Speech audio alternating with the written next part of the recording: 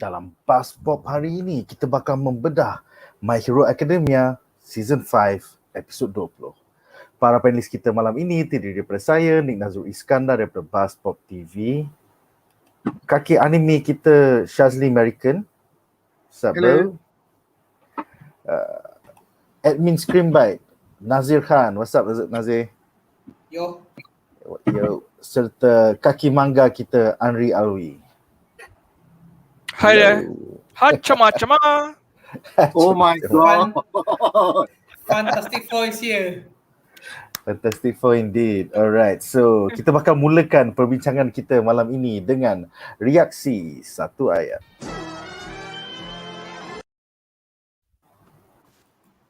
Reaksi aku adalah yes. Akhirnya selepas di-spoil oleh Anri selama satu season ni, kata you guys wait. Bermulalah arc baru bagi My Hero Academia dengan episod minggu ini yang berjudul My Villain Academia. So, apakah reaksi satu ayat? Kita mulakan dengan kaki anime kita sahaja. Silakan, Shazli. It was a good episode overall, but I was actually expecting for more action. This one is more like a setup punya episode. Yes, setup like, setup. Ya, aku berkuasa and everything. Lepas tu like, back to storytelling. Macam like, I see, mana lawannya. Then as we progress further down the episode, then kita faham lah. Betul. Why the fighting wasn't fully ni. Kenapa kita digentil dengan fighting yang dijanjikan minggu lepas oleh Deku, tapi minggu ni tak dapat langsung. Seterusnya, Nazir Khan, reaksi satu ayat kau. Decent storytelling, showing the other shade of villain actually, which is something yang kita jarang tengok dalam for the manga now, for the anime nowadays. Banyak kan modern anime ni macam villain disampah-sampahkan, kecuali for certain villain like a big macam Naruto, One Piece, that's the story. Tapi kalau for MVA ni aku respect lah sebab it give you a different perspective actually. Yes, macam banyak fans selalu kata a hero is only as strong as their villains. So dengan itu kita dapat tahu dengan lebih lanjut tentang villains My Hero Academia. Okay, silakan. Anri, pendapat kau sebagai manga reader. One word this is a pisau plastik hitam. Dengan rasminya we can conclude that season 5 telah disembelihkan for the movie because there's a lot of things they cut off from this particular episode. Wow. Yeah, a lot of things they take out. I memang dah confirm season 5 is going to be the weakest that they have done so far because they have sacrificed everything for the movie. Season 4, season 3 they came out with movies, but season 5 memang dia betul-betul ada filler for the movie, and then unnecessary fillers for the sake of fillers. Yes, and Endeavor arc was full of fillers. Yeah. Yeah, Endeavor arc doesn't feel like it's important. Yeah. If you say the drama is important, I'll agree, but the training part is bullshit. They can just do something else, but I'll elaborate on this and as we go by lah. But after watching this episode, it was okay because of what we have seen, but it's not okay because of what they have cut off. Fuck. You saying it could have been better? It could have been much better. Tapi Anri, maybe those portions will come out as flashbacks later on? I wouldn't hold my breath on it lah. Okay. So dengan itu kita bakal membincangkan 5 babak menarik daripada episod minggu lepas.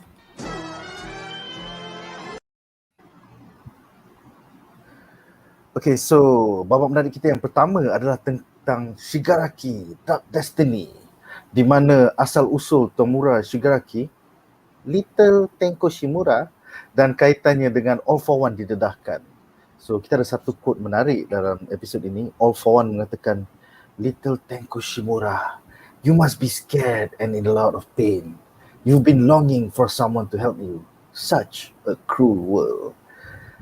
The hero will come. They always come to our rescue. That's what everyone says, yet they choose to ignore you. Who turned the world into this sorry state? But fear not, I'm here for you. So soalan aku kepada para panelis, pada pendapat anda, adakah All for One arkitek sebenar Dark Destiny Shigaraki? Pasal dalam flashback scene tu, dia menunjukkan satu, a very destitute little Tenkushimura yang dah broken down dan beaten. Adakah ini selepas Nana mati di tangan All for One? So in one stroke, did All for One not only defeated his enemy, but also stole her grandchild kan? Kecil, aku tak ingat. Yeah, Curious.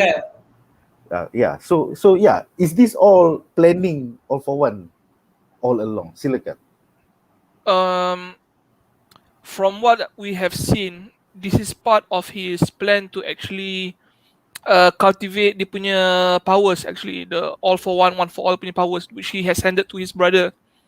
I'm pretty sure this is the part where Nana kena bunuh oleh All for One, and I think this is the part where he hunts down dia punya family. This is my theory, it's not confirmed yet. And was instrumental on getting Tenko here to get his powers out of control and kill dia punya family lah, because they want to create a traumatic scenario. Yeah.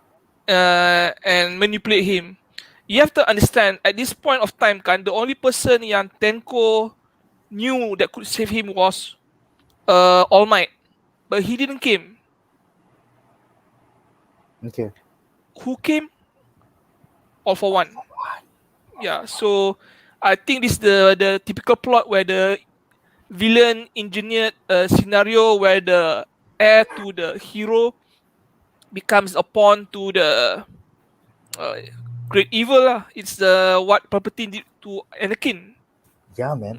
And this is the first time anyone is seeing it, right? There is no flashback before this. This is the first time we're seeing this. I think we've seen flashes of it, but not the whole thing as detailed as this. So kudos lah for them to show this thing for this episode. How is it different in the manga? Was there more? It was more graphic when they were taken out. Oh, okay. Yeah. Nazir, apakah pendapat kau tentang All for One, the dark architect of Shigaraki's destiny? Bastard tak? Kau bunuh nenek dia, kau bunuh family dia, lepas tu kau cakap, tak ada orang datang tolong, mai aku tolong kau. Silakan. Aku sangat suka how All for One orchestrate the plan, and also aku suka quote All for One yang lama punya. Dia kata, kalau kau gagal tak apa, cuba lagi sebab itu role aku. That was very intense, very chill actually bagi aku, sebab dia tunjuk macam mana betapa All for One berharap pada Shigaraki Tomura, walaupun apa yang All for One nak, actually dia just nakkan kuasa one for all. That we know for the certain. And aku suka macam mana masa kecil Shigaraki being mentally tortured, being spiritual broken, macam mana umpama All for One nak cakap, actually yang salah punca mak ayah kau mati kau sebenarnya, tapi dia tak cakap secara halus, dia cakap secara indirect. Dia cakap secara indirect. So let the idea of revenge biar Shigaraki yang tumbuh sendiri dari kepala dia. That's something evil gila. It was damn good actually. Agreed. Okay, seterusnya Shaz, our anime only watcher. Silakan. Pendapat kau tentang this revelation. Okay, aku ada 2 points nak mention kat sini lah. Firstly, this one I only caught when I watched it the second time tau, the episode. Bila All for One was talking dengan Shigaraki ni, masa dia budak kan, he used the specific term lah, Mo Daijobu, which is an All Might punya phrase. When he go and rescue everybody and he say like, it's okay now.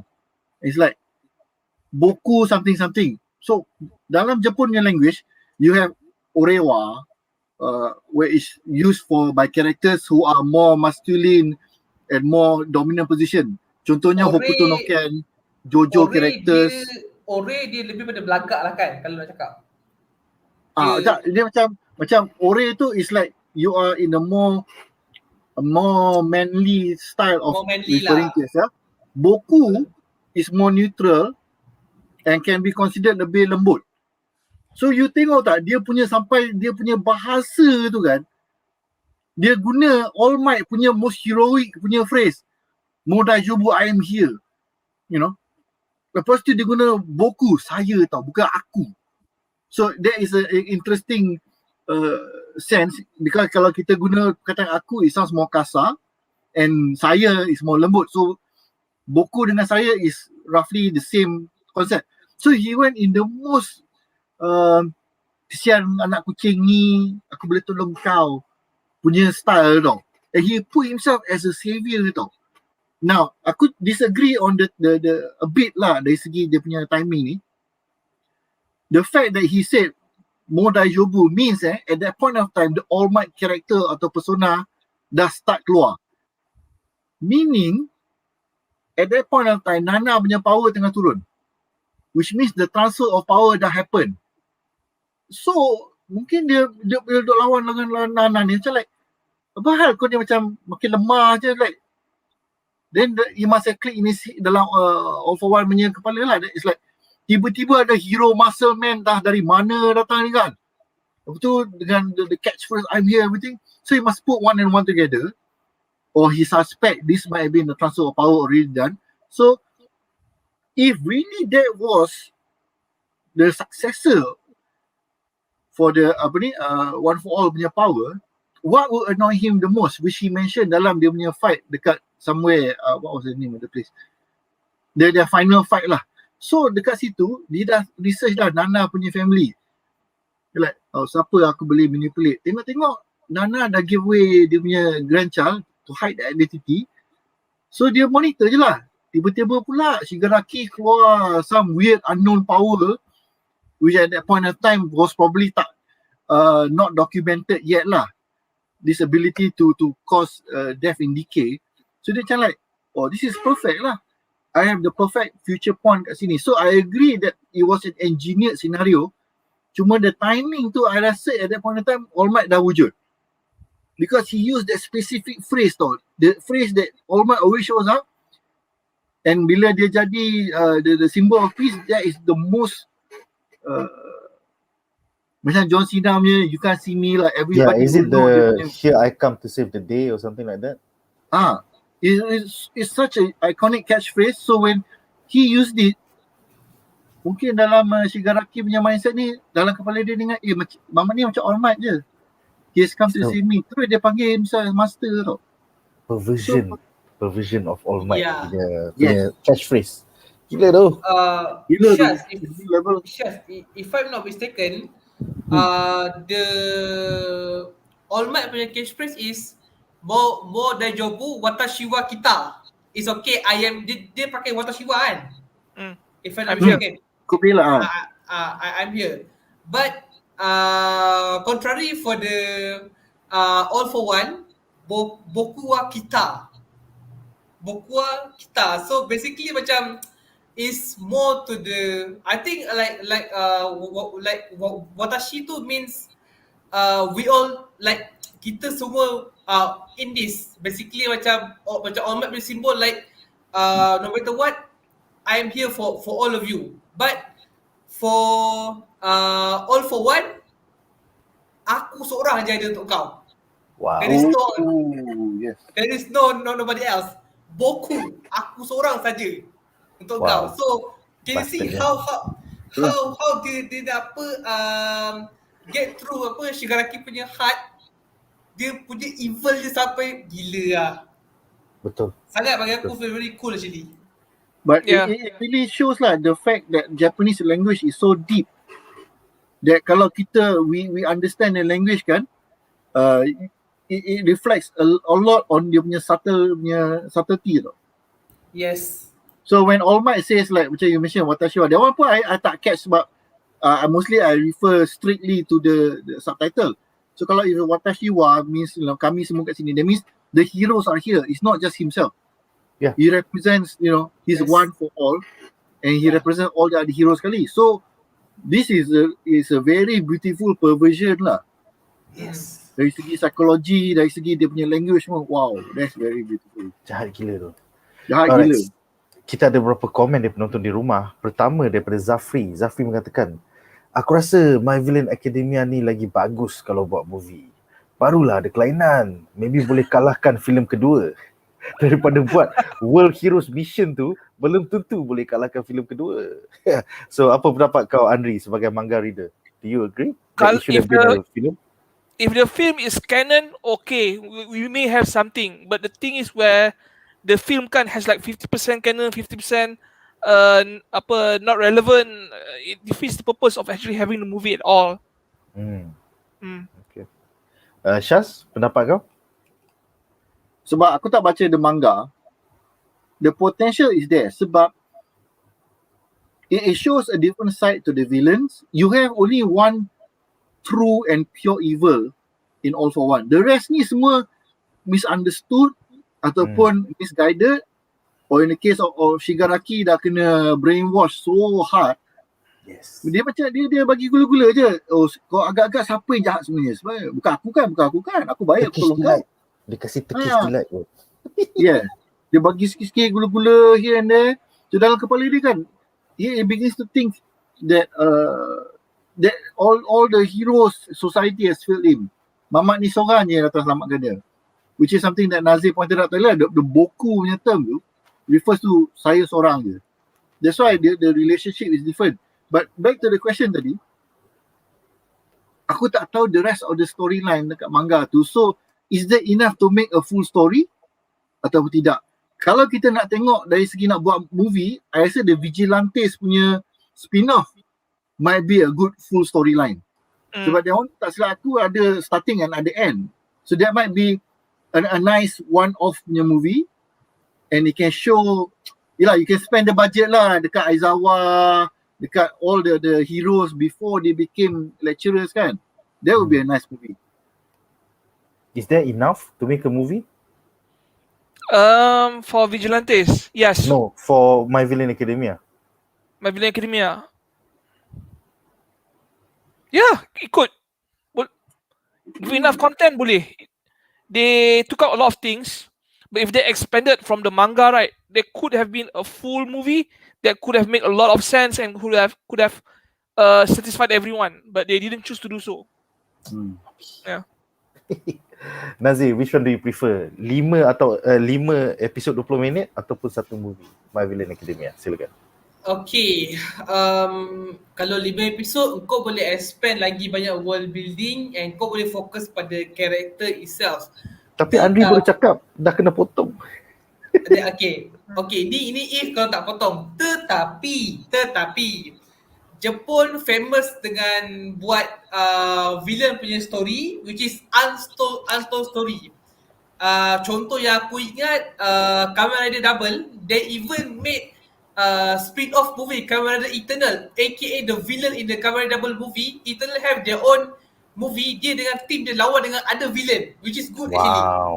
Wow.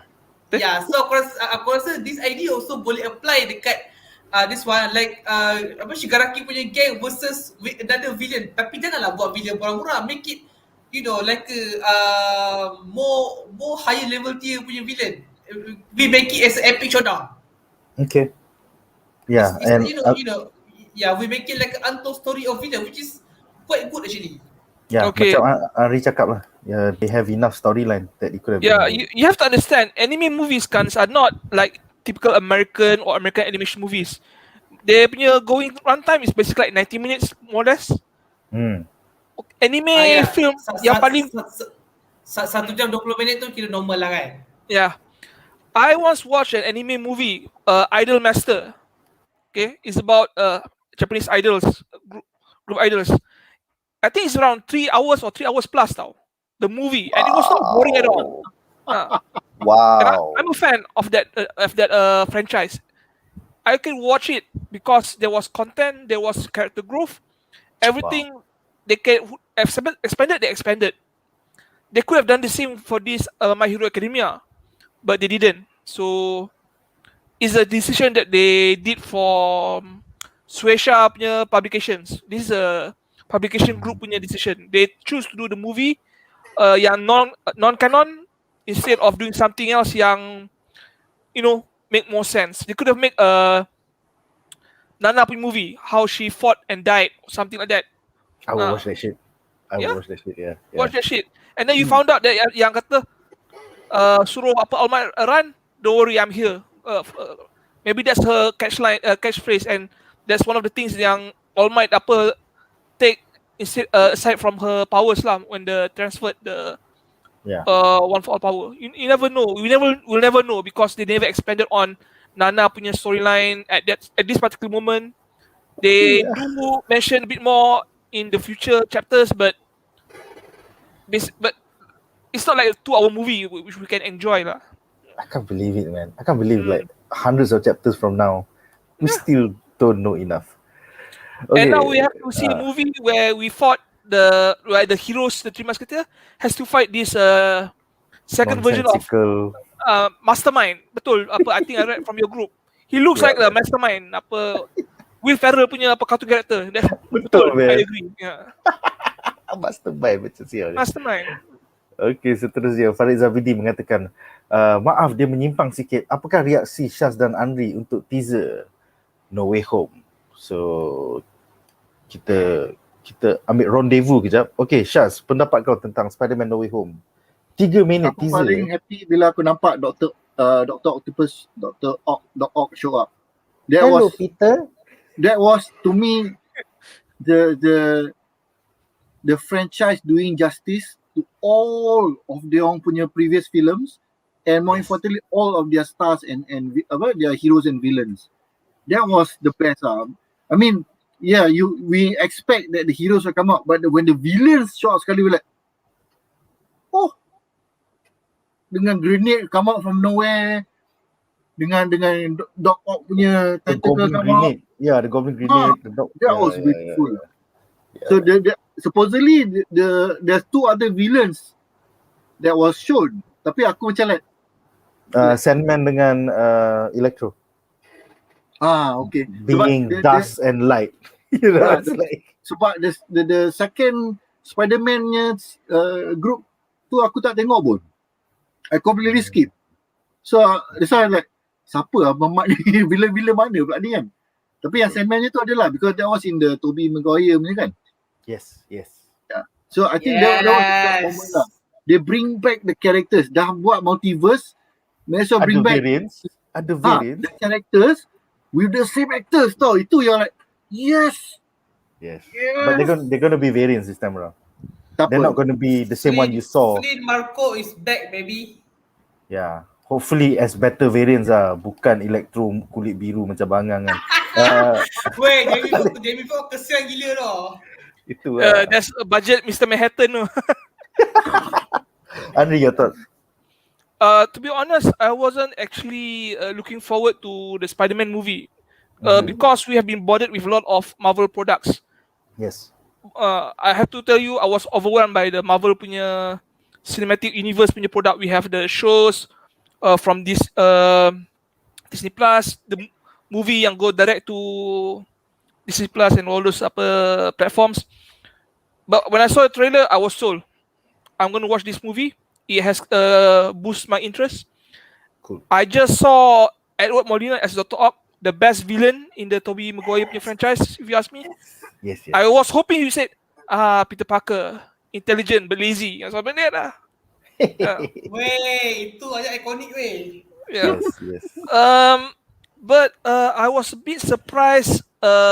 I'm not sure if Venom is going to appear because he did appear yang masa the third movie kan, the last one. We no need Topper Grace, tak payah. Yeah. Cukup. We have Tom Hardy. We don't want Topper Grace. wouldn't be okay kan? They have two venoms kan, they fought each other, and then they tak appear apa fighting Spidey, but they fight in the background, you know. And then Tom Hardy makan apa Topher Grace. Every night. Kalau dia cakap, oh my god, there's a bigger loser than you. Yeah. Debbie. There would be apa macam best side track, you know. Yes, that'd be awesome. Pendek cerita, Christmas time we gonna watch it lah in the movie in the cinemas. Hopefully lah when it opens. Yes, I can't wait. Seterusnya, Nameless bertanya, adakah semua panelis baca manga? Tak ya, hanya Anri yang baca manga. So, please no spoilers from the manga, okay? Seterusnya, kategori The Great bertanya, Shigaraki ni power dia work macam mana? The decay power. Can he affect only human things or can he affect non-living things as well? Anri ataupun Shaz? His powers is basically deterioration and decay. At least from we first see it. I don't know if this is spoiler. Maybe I should mention. Tak, kalau if it's just whether can break non-living object, okay je. Okay, non-living object. Setakat ni, I don't think he could decay synthetic punya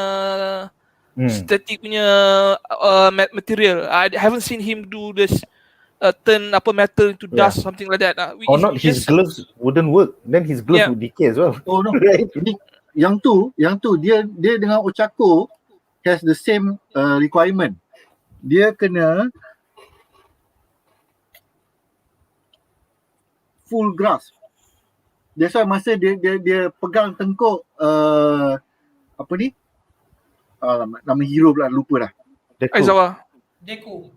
Masa dia pegang Deku, masa dia orang face to face tu, dia tangan dia macam ni tau. Oh. So soalan this seterusnya. This is the trigger. The full grip baru dia punya power akan trigger. Macam Ochako dia selalu buat macam ni. So soal, yes. Very small details, but it's something that some people memang catch on lah. But I've never seen him dalam anime pecahkan macam batu ke pokok ke. Pokok hidup. Like batu, baju and so on. I never seen it happen. Yeah. Shaz, what was the grip again? Can you show the grip again? Tak. Dia punya grip tak adalah macam special, but you need to have a full grip. Full grip. So how does he masturbate? Does he masturbate like that? Tak tahu lah. Dia kalau pakai glove okay kot. So dia kena finger macam ni lah. I cannot destroy my own thing.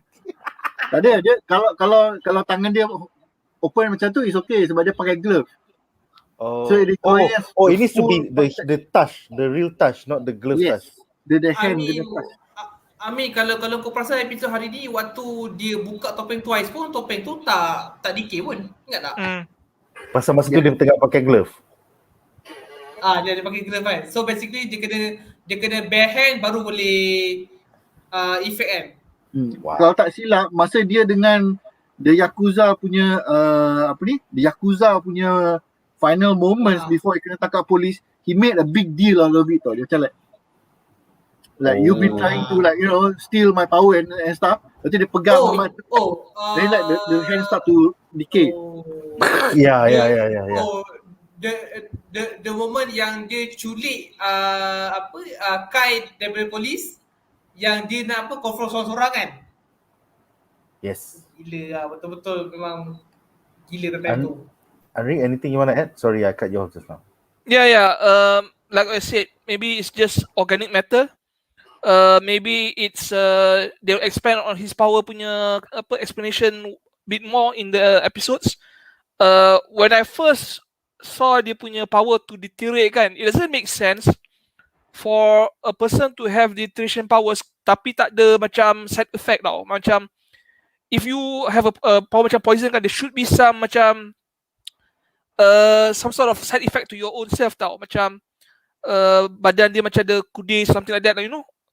It is like if you read Warhammer, right, 40k, there's a Primarch called Mortarion now. He's beautiful.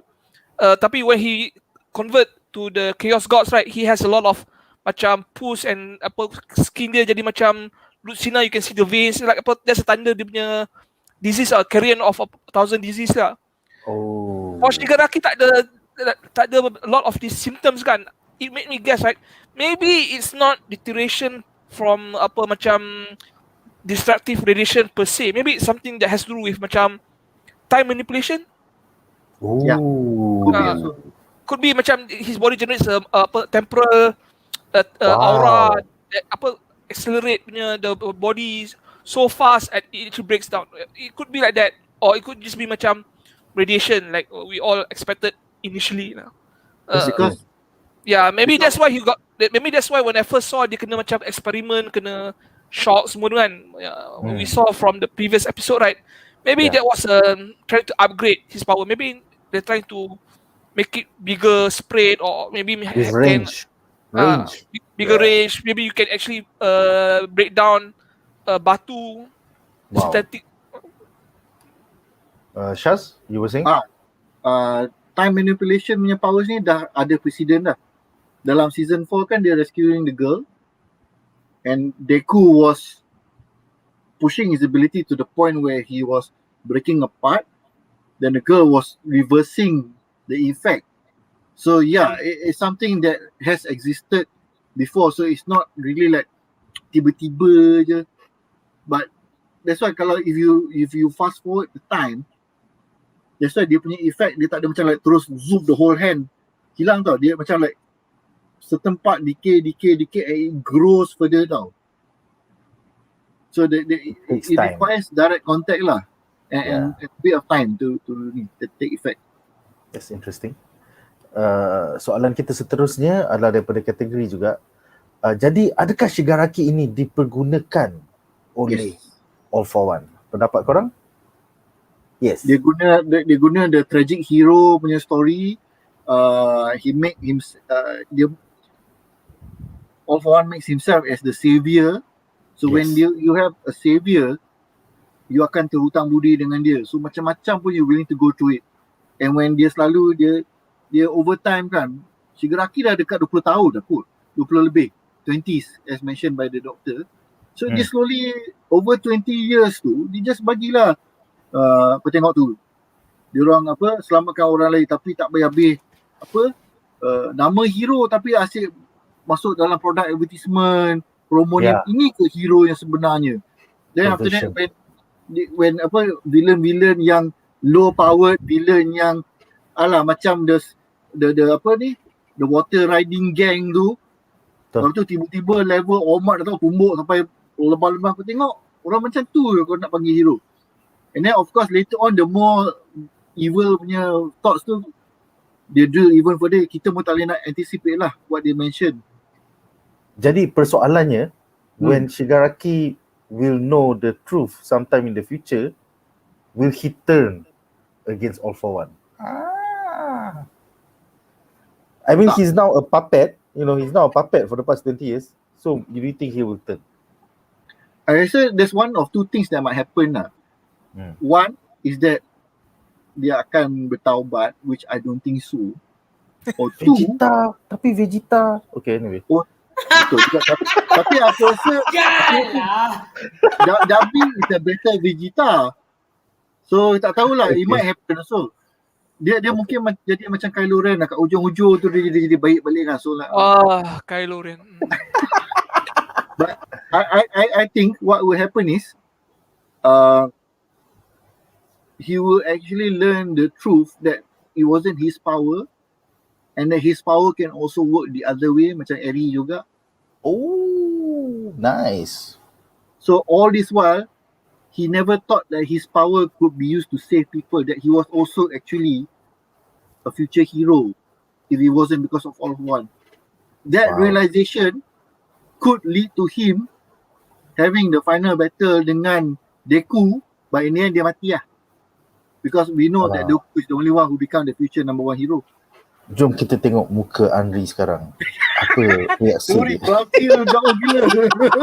Macam It hasn't happened yet. Hasn't happened. okay, But I have a feeling Shigaraki is not that gullible. I mean, he's very intelligent. I'm pretty sure he has an idea kan that he may be used as a pawn. But at this point, I don't think he cares because It's too if far you, down. it's too far down, and in the end, kan, it's his master. That's all he has left in his life. Master punya vision, master punya dreams. I Wow. must carry on. You see how he acts kan. I must do this for my master and stuff. If he knows that all for one is responsible for dia punya family death, like he probably sabotage his powers and buat dia membunuh. Yeah. Maybe even if he knows yang nenek dia kena bunuh or try to rescue him, probably he's pretty broken right now that he doesn't care. I mean, Wow. I haven't talked to my grandmother.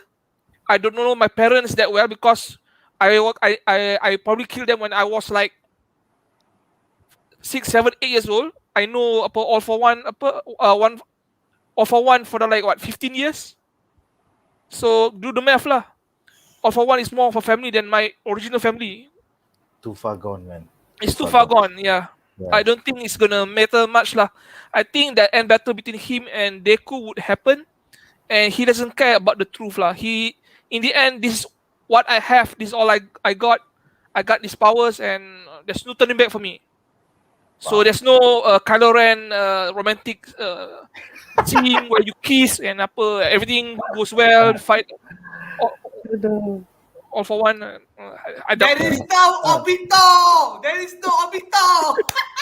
I've been waiting to say about that. Okay. There is no Ni, Obito! Aku nak tambah sikit. Itulah kan. Okay, silakan. I mean, the doctor that we see later in the episode has also a role to play in all this. Yes, we're gonna the discuss him hand later. Yeah. kan, dia sat tanya like, how's your father doing? Kita lelaki macam like, you know, all the hands are my family kan. But here's the thing tau, because he has this hand kat sini, and he feels very comfortable kat situ kan, and the fact that before a certain age dia macam tak ingat apa-apa, I highly suspect this guy was abused as a kid. Ini kan kalau budak bising banyak kan kau cekuk muka dia kan, but it feels comfortable to him sebab dia dah biasa dah kena cekuk macam tu. Gila. And then dia ada kat sini kan, dia kan ada kena pegang Yeah. cekik tu kan. So macam like Yeah. when you pair all that and the injuries, even kita tengok kat sini, Yeah, turns out muka dia masa kecil pun dah kena cala tu. Muka Yeah. dia masa kecil pun is already So- weathered. Yeah. I think it's a classical case of Nana sent to a foster family, and kat foster family dia kena bully. So for years he's just nothing but torture and pain and everything. Wow. That's crazy, man. Okay, komen seterusnya. Nameless bertanya, apakah matlamat sebenar League of Villains? Like, we know what the Meta Liberation Army want to do. They want to free meta-humans and let them lord over humans. But what about League of Villains? What do they want to do? It's not what Stain wants to do, right? Yes. Tak. Yes. Was it? Yes. Yeah. They wanted to change the system. They want to expose the truth of the hero system. It's actually a fraud. It's not actually true justice, as Stain said it. And it is true, which is why Spinner is part of it. Spinner is the one yang macam cicak tu. Yang Himige Toga is doing it for the sake of fun. Jin twice is just there for the company. It's just crazy, yeah. Yeah. The others, they are all motivated enough. So it's not about money. It was about an ideal. I think they all believe that all for one kan, he punya mission kan is basically of course self-powered, because also spread the idea right that everything that we believe in is a farce. We must do something to change, and that was his message. Actually, now that you mention ni kan, aku dah teringat masa Stain first arrive dekat the bar tu, when the League of Villains and the rest of the heroes, the villains first time meet tu, Stain macam I'm not joining you because our goals are parallel but they're not the same. Mm. In the end, Stain wants to have a reformasi of the entire hero system. Whereas the League of Villains is more like, do what you want kind of thing. Because the heroes are not actually good people anyway. Yes. So it parallel tapi macam the end goal is slightly different. That's why they Yes. could work together sekejap until Stain was like, I am my own man. Lepas tu kena tangkap. Yeah, it's like one wants to fix the system, another one wants to destroy the system. Yeah. Mm. Alright. So komen seterusnya daripada Ian Wayan daripada Facebook, dia mengatakan kepada Anri idol movie bolehlah 3 jam sebab peminat hardcore fans dia sanggup beli banyak-banyak tiket untuk tengok. Apa pendapat kau, Anri? Is that true? It is true. It is true. But if you do the same for My Hero Academia, it's probably the same. I mean, My Hero Academia, you see a lot of punya produk yang dijualkan, the merch, right? Tak kalah dengan Idol Master punya merch. They even have a fighting game. Idol Master has a gacha game. Gacap saya. Idol Master ada bantal. Ada batal. I'm pretty sure My Hero Academia ada bantal peluk. Yeah. Oh, cakap. Cakap.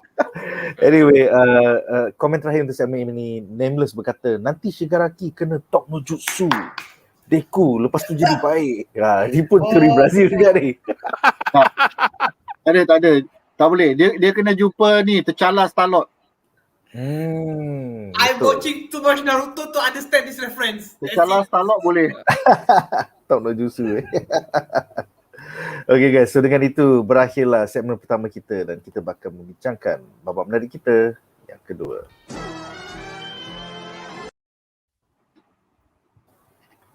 Babak menarik kita yang kedua adalah tentang Shigaraki, Secret Origins, di mana asal usul tangan-tangan yang mengelilingi Shigaraki didedahkan.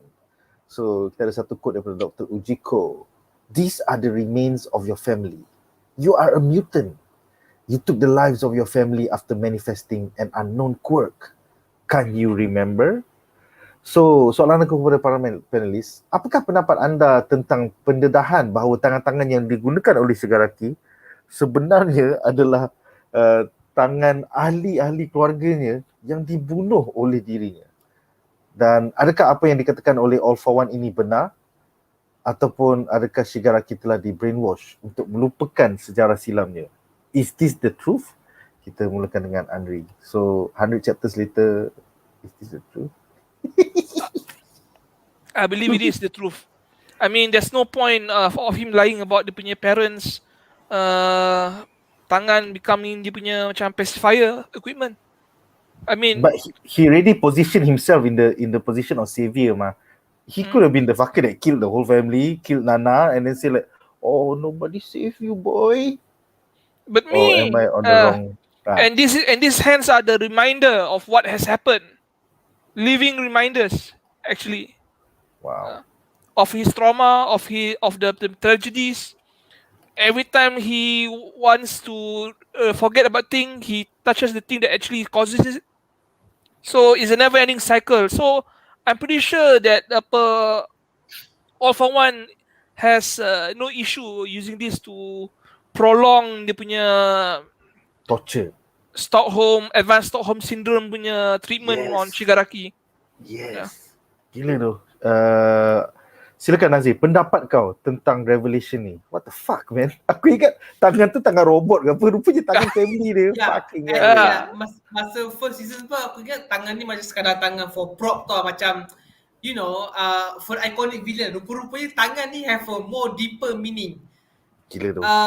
Aku setuju dengan Anri is a Stockholm syndrome. Also, aku nak tambah, this is cases yang it's hurt but it's too good actually. Benda tu macam pain become addicting to you that bila kau dah terbiasa dengan benda ni, this is become your zone selesa kau ataupun apa benda yang buat kau tenang. Tak ada benda ni, kau akan jadi gila. So basically, Shigaraki punya motto, I will rather being repeatedly tortured by my own family as long I can remember as who I am. as how lonely I am, how me to the world.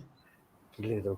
Sebab macam kalau kau nak comparatively villain, Shigaraki dia as for now dia tak ada siapa-siapa tau. Dia hanya ada all for one je. Kalau apa Obito yang dah ke doktrin dengan Madara tu, Obito still ada Kakashi, ada Naruto, ada satu kampung lagi. Tahu tak ada hal. Shigaraki got all for one satu je. Kalau all for one mati, aku rasa Shigaraki will be go rogue lah for sure. Dia potong tangan all for one, lepas tu dia letak dekat bola. Yes. Oh, family. Family. Nothing stronger than family. Okay, Shaz, your thoughts about this revelation. Is this new actually, for you? There's a few thing and something aku baru terfikir like literally 1 minute ago. Okay, firstly, when the doctor menghidangkan all the tangan-tangan tu, it's all nicely prepared tau. Roughly around macam ni. Thing is, aku rasa when his power manifested for the first time, it was something out of control. Kalau kita ingat kepada Mamat yang hardening tu, the student yang power hardening tu kan, dia first time manifest power dia terluka mata dia tau. Yep. So macam like it must have manifested so strong, so he lost control. So sebenarnya what happened is, I suspect all the bodies in various states of decay basically dah mati lah, but they purposely sengaja cut off the hands so that these hands can be used as a comforting tool, macam Nazir mention tadi.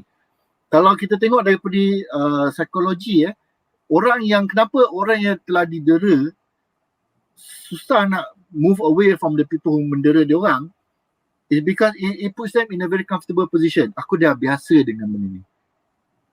I know every Thursday night or macam kita kan, every Tuesday night there's going to be a bedah session about MAA. Seminggu kita tak ada dah Olympic episod tu kan. Aku weekend tu aku ceresah, benda lah aku nak buat minggu ni kan. Nak tengok Olympic, badminton belum sampai lagi final kan, macam like rosak aku tu, macam like Basically so, macam bila kita sorry aku tambah sikit. Basically bila kita dah ada our weekly routine, bila we miss out, we feel incomplete actually. Yes. So bila dia dah ada something very dah biasa, dia dah kena abuse. This is our belief lah, dia dah kena abuse and so on. It puts him in a comfortable position sebab he cannot remember things but his heart remembers. Mungkin dia punya mind dah block out but dia punya heart remembers. But here's the thing yang aku paling I feel like laughing jugalah when I first watch it. First time aku tengok dia ni, tangan dia terjatuh tu, dia cakap either the father or the grandfather. Like, oh shit, no, why are you, kenapa kau like don't kacau my grandfather punya hand or something. Aku ingat memang paling gila apa ni. Rupa-rupanya that was actually either his father or his grandfather punya hand. Literally he meant it there. Oh my God. So memang in the first or second season pun dia dah cakap dah benda ni. But it's like, oh my God, this guy is like more psycho than I thought lah kan. Yeah. Rupanya the real fact is worse. But the last point yang menarik, you perasan tak all the hands tu dah over 15-20 years tak reput kau tahu. So either there's some really strong taxidermy which is kalau animals dah mati, they can do this thing called taxidermy. Dia akan awetkan the head, the skull and everything kan. And they can gantung as trophy. So either this thing dah kena taxidermy so strong, or dia punya power sendiri ada effect, long term effect that mungkin ada cause the thing tak boleh nak reput tau. So this is very interesting to find out later on lah. Damn, I didn't realize that, man. That revelation bila the first one terjatuh and dia cakap like, oh no, my father or grandfather dah jatuh kan. Lepas tu dia ambil tu kan, letak kepala kan, dia cakap macam orang dah lama, macam orang puasa. Lepas tu dia perokok, right after buka tu kan, dia minum air, first thing dia rokok bro. Terbaik. That is the best feeling in the world. Kan? Untuk seorang penagih. Yes, Yes. betul. So I think that was the most shocking part lah when they revealed ini sebenarnya keluarga kau punya ni. So I think I'm not sure if all for one yang bunuh atau tidak. Yang penting those are the actual ni, because dia punya heart remembers the grip, and the grip kat tengkuk dia ingatkan mula-mula gila rupanya lah. Oh my god, family dia rupanya Lagi gila bro. lagi gila. The truth is even scarier. Like Ya man. Aku dah tanya semua panelis kan? Ya. Okay, so dengan itu berakhirlah segmen ini dan kita akan ke babak menarik kita yang ketiga. Babak menarik kita yang ketiga adalah tentang Dr. Daruma UJIKO, the fucker that make his name up according to the subtitles. Di mana orang kanan All for One mendedahkan peranannya di dalam mencipta high-end nomus. So, quote daripada Dr. UJIKO, I have already planned to assist you. For you, I've refined the power. But you can't have it just yet. You are too weak. I want you to hit the minimum requirements. Try to convince Gigantomachia to follow you. When you succeed, I will give you all I have. So, soalan aku kepada para panelis, pada pendapat anda, adakah Dr. UJIKO berhajat untuk menjadikan Tomura Shigaraki sekuat high-end nomu nanti? Kita mulakan dengan Anri. Silakan Anri. Yeah, I think his words can be taken for value. I don't think he's lying. Dia memang orang kanan All for One. I did mention earlier this season kan, All for One, My Villain Academia is going to be about Shigaraki trying to consolidate his power amongst the other followers of All for One. Dr. Daruma is one of them. The League of Villains, they are not actually under All for One, but at least they acknowledge All for One. So they didn't actually cross path and lawan directly. This is not the case with Shigaraki. Shigaraki basically is like, I memang nyampah cakap macam ni, is like Kylo Ren. Kylo Ren is not the Emperor or Palpatine. He's not a Sith Master. He's just a Jedi yang sesat. Jadi baruah Palpatine, apa in long story. So part of the thing yang missing from this episode, right, is they didn't show the struggle of Shigaraki after All for One ketangkap tau. Dia tak show dia lawan dengan other groups. Even other groups yang pernah follow dia sebelum ni tau. So you're saying this is in the manga? You're saying It's this in the was manga. Yeah. Remember, Dabi kan was hiring people tau. Hiring people. Where are they now? Tak ikut. Why? All for One dah kena tangkap. They still see Shigaraki as All for One's punya boy. Not actually, dia punya memang the heir. The what you call that, the protege. I think the doctor said the same thing. Yeah. Yeah, but he was too weak. He was not at that level yet. So a lot of people tak ikut, and a lot of people tarik support. They didn't follow. Everything starts coming down. They are left with a few people macam Giran yang ketangkap tu. He was loyal. Yeah, Toke baru. Daruma was with All for One, and he kept reporting All for One behind the scenes. He has a lot of followers. Maybe Destro himself kan, not RE-DESTRO. Destro himself kan was a follower of All for One, because All for One, we know he has been fighting the past like 9 generations of One for All punya user. So he could be like 100 years old, you never know, or something like that. So we don't know how many lieutenants or helpers yang All for One ada. We know Daruma is one of them. And we know Shigaraki at this point is trying to prove himself, which is why we have this mini arc called My Villain Academia. So if you are asking me if Daruma is sincere in helping Shigaraki, yes. Memang he's trying to help Shigaraki. It's not out of intent of helping him. It's out of sense of duty. He believes in the mission that All for One is going. I don't know what sort of a deal he made with Daruma. We'll probably learn more as the series progress. Maybe in season 6 because season 5 memang you're gonna rush it. We have like what? Yeah. How many episodes? 5, 6 episodes. Usually it's what, 24 episodes, 26 episodes a season? 2-5 or 2-6, I'm not sure. Oh, so we only have about 5 to 6 more to go lah. Yeah. Damn. He said he'll give everything to Shigaraki. Honestly, he doesn't have much compared to some other parties that may join later. I will not spoil who will join the latest. Okay. But it's going to be interesting lah. Because you may expect this or may not expect this, but Shigaraki at this time kan, dia memang zero support. They didn't show you what happened after All for One ketangkap. They were actually tak ada makanan pun untuk makan now. You see the scene where Himiko Toga kan bought herself a jacket. Yeah. Yeah. They didn't show the part kan yang Himiko Toga punya clothes were tattered because they had to bail out because they were being chased not only by the police but other groups, the hero groups, even macam the other rival groups. Oh, so that's why that scene felt weird. Macam, why you spending so much minutes just talking about a new code, lepas tu kau, tak sejuk. Aku macam, what the fuck are you wasting time weh? It's rush. Rupanya ada benda Tabik. di sebalik tabik. Oh. Matter of fact, Shigaraki killed a few nak kata villains, a few criminals brutally just to support himself.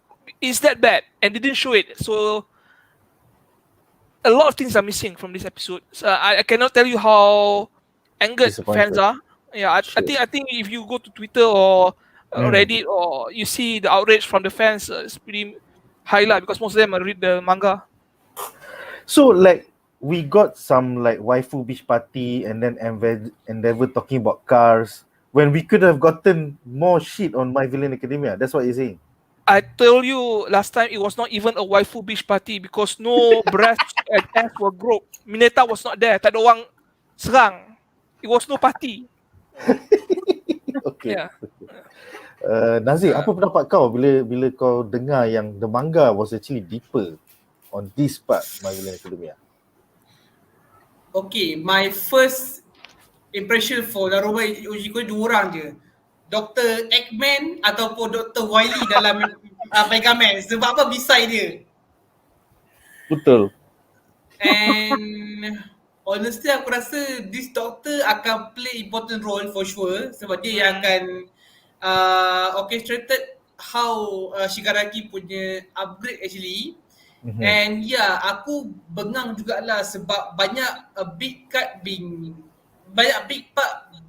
chunk of part being cut off, tak letak dalam anime compared to manga.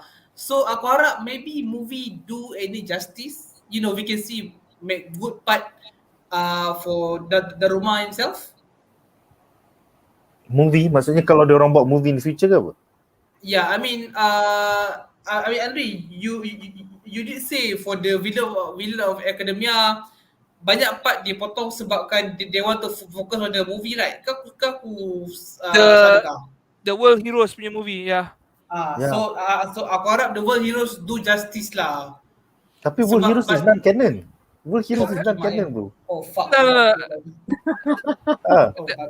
I saw some fans watch the movie. They say it's nothing groundbreaking. It's not worth it to slaughter season 5. I just remember one thing.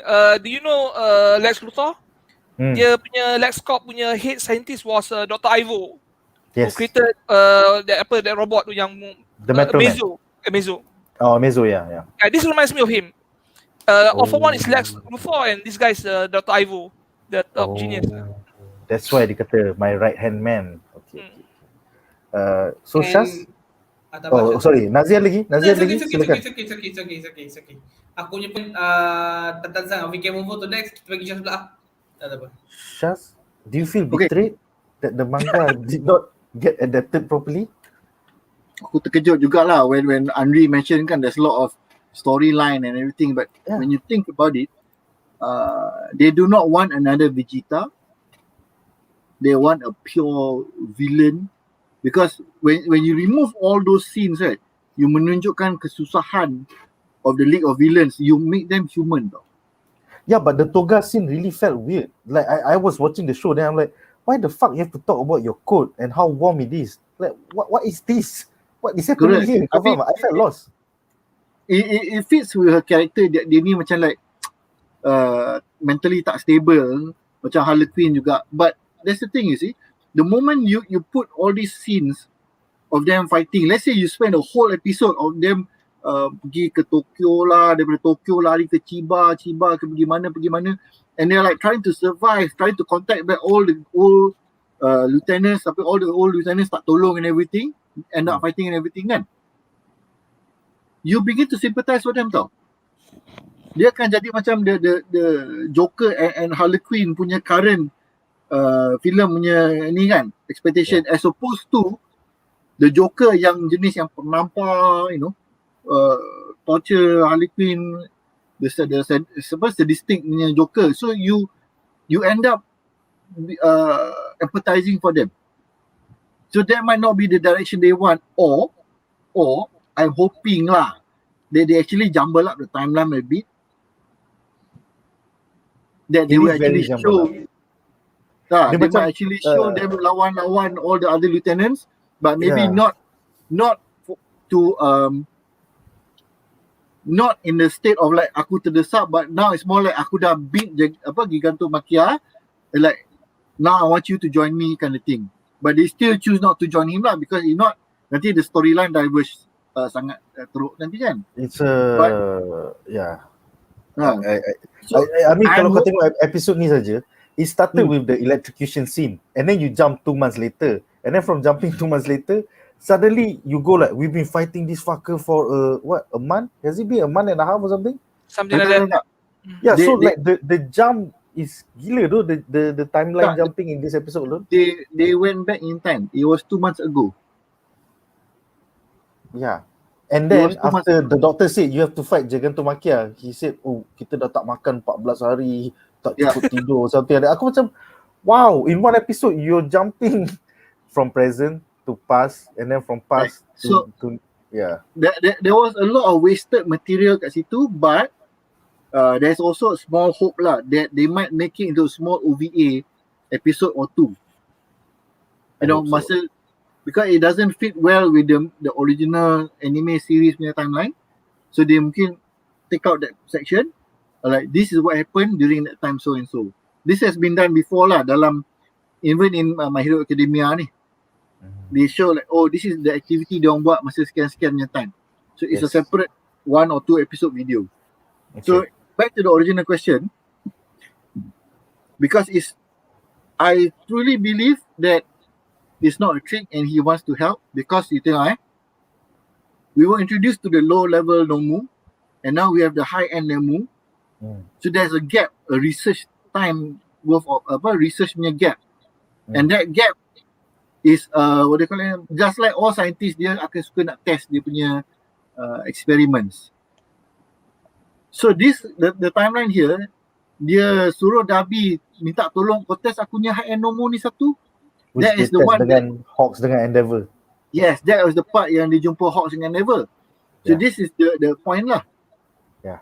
And the fact that he has been with Endeavor for dengan All for One for a very long time shows that he actually had to take a lot of time to research. But Gigantomachia is the end product that is already existing. So he if there's one, why can't I make 10? Why can't I make 20? Kita akan bincangkan tu dalam segmen kita yang seterusnya. Yeah. So that's the thing lah. He memang niat dia ada, and we can see the progression tu ada lah dari segi development of the Nomus. Yeah, I just want to add a few more things. Among the scenes yang tak tunjukkan is the beginning scene where they start off in a manga in a warehouse where they were hiding, trying to recover their strength lah. Himiko Togas was hungry. Let's eat some sushi, and then they was arguing. We don't have money to buy sushi, but we're not going to rob somebody from the money. We're villains. We're not criminals. Spinner was supposed to have this macam monologue. He's going to tell his story, how he join the villains, how he looks up to Stain. He was actually at the point considering leaving the villains because they thought everything's going to break down. But he stayed for the sake nak tengok what's going to happen. If they start to attack the civilians nak ambil duit, he'll break off because he is there to change the system, to show that the heroes that they are false heroes. Macam Stain. Dia dengan Himiko Toga are Stain worshippers basically. That's why they were working together. Dia kata, you like Stain, right? Yeah, I like Stain ni. I also like Izuku. I like Ochako. I like Ochako too. Himiko Toga is crazy, but she's not insane. Yeah. She has her reasons. Stain also has the reasons. If Shigaraki jadi macam those wet bandits yang curi wallet orang masa Christmas kan, I'm pretty sure all of them will just leave the group. Yeah, So it's like loser. Yeah, we're not criminals. We're villains. So, We villains, fight the heroes, the false heroes. This is why we are here. Dabi is there for revenge against Endeavor. So Sedih, this is aku dengar. this is what we missed out. Yang you potong. So just let me put this into context. If they want to do an OVA, right, 1 or 2 episodes may not just cover it now. I'm just saying. Yeah, because these are character defining punya moments tau. Yeah. I mean, it won't, okay lah, it will endear us to them lah, but then you will understand why the villains are villains or what they stand for, like the scene yang Anri baru explain. So, apa salah? Now that Anri dah mention all that, then I fully agree. Yeah, it is wrong storytelling. Season They 5 need is to a show cluster those fuck. characters. It's slaughtered. It's being sacrificed for the movie. I really hate what they're doing. Shueisha Publication fucked up. I don't blame Studio Bones. They do what they were ordered to, and they provide macam a pretty decent animation show. But the decision was the publication house lah. Okay. So kita ada beberapa komen dari penonton di rumah. Teori daripada kategori The Great adalah Dr. UJIKO ni adalah doktor yang sahkan bahawa Deku is codeless. Rasanya doktor ni doktor yang medical check up Deku kot. Waktu season pertama yang dia beritahu Deku adalah abnormal. Betul ke ni? Apakah pendapat korang? Aku tadi baru tengok YouTube scene tu. Muka lebih kurang je, cuma beza je B-side dia bertambah tebal sekarang. B-side dulu pendek je. Shaz, apakah pendapat kau teori Brazil oleh kategori The Great ni? Tengok muka Shaz macam You imagine the possibility of this tau. If this doctor is the one who siasat budak-budak yang ada potential, who might end up going to hero punya school, where the League of Villains can kill off and turn into Nomus.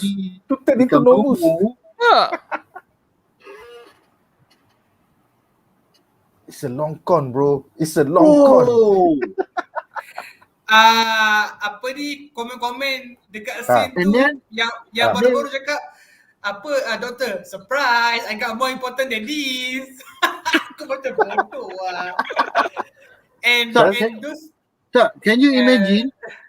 This is why dalam the previous episode, hospital,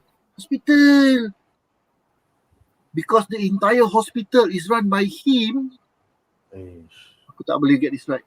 And that is where he finds he scouts the future victims. Gila lah. Wow. Ni dah Brazil ni.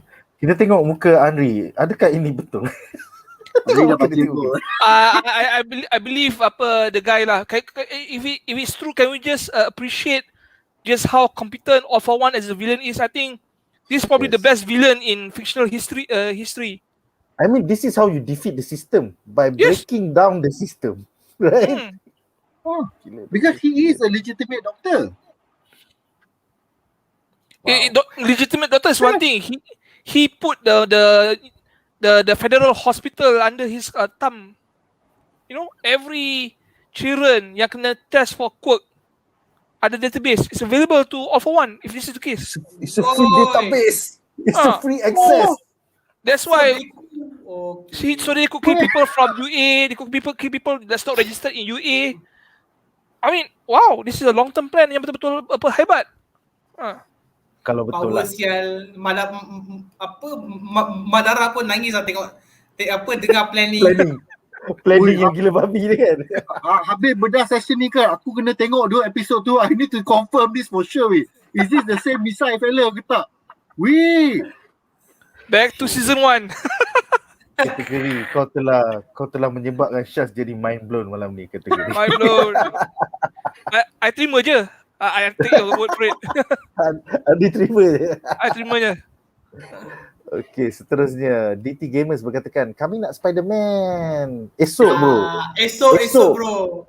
Esok Sinister 6. Sinister BuzzPOP 6 akan membedah trailer Spider-Man No Way Home. So nantikan. Aku tak tulis lagi skrip tu. Okay, so komen terakhir untuk segmen ini. Live action My Hero Academia sudah confirm. Pengarahnya yang buat live action Alice in Borderland. Yes, kami dah bincangkan minggu lepas. Kalau kau nak tahu, sila tonton video kami minggu lepas. Alright, so dengan itu berakhirlah segmen ini dan kita akan ke babak menarik kita yang keempat.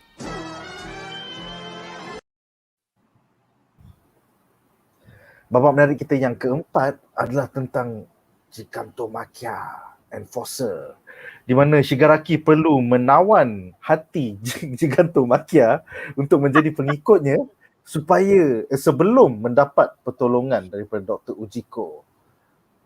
Tapi Shigaraki ada lagi satu master plan.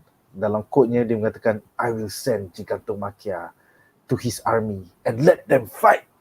So adakah ini okey, yang tu kita akan bincangkan next segment. But soalan aku untuk para panelis, pada pendapat anda, mengapakah Gigantomachia terlalu taksub dengan kuasa serta pemerintahan All for One?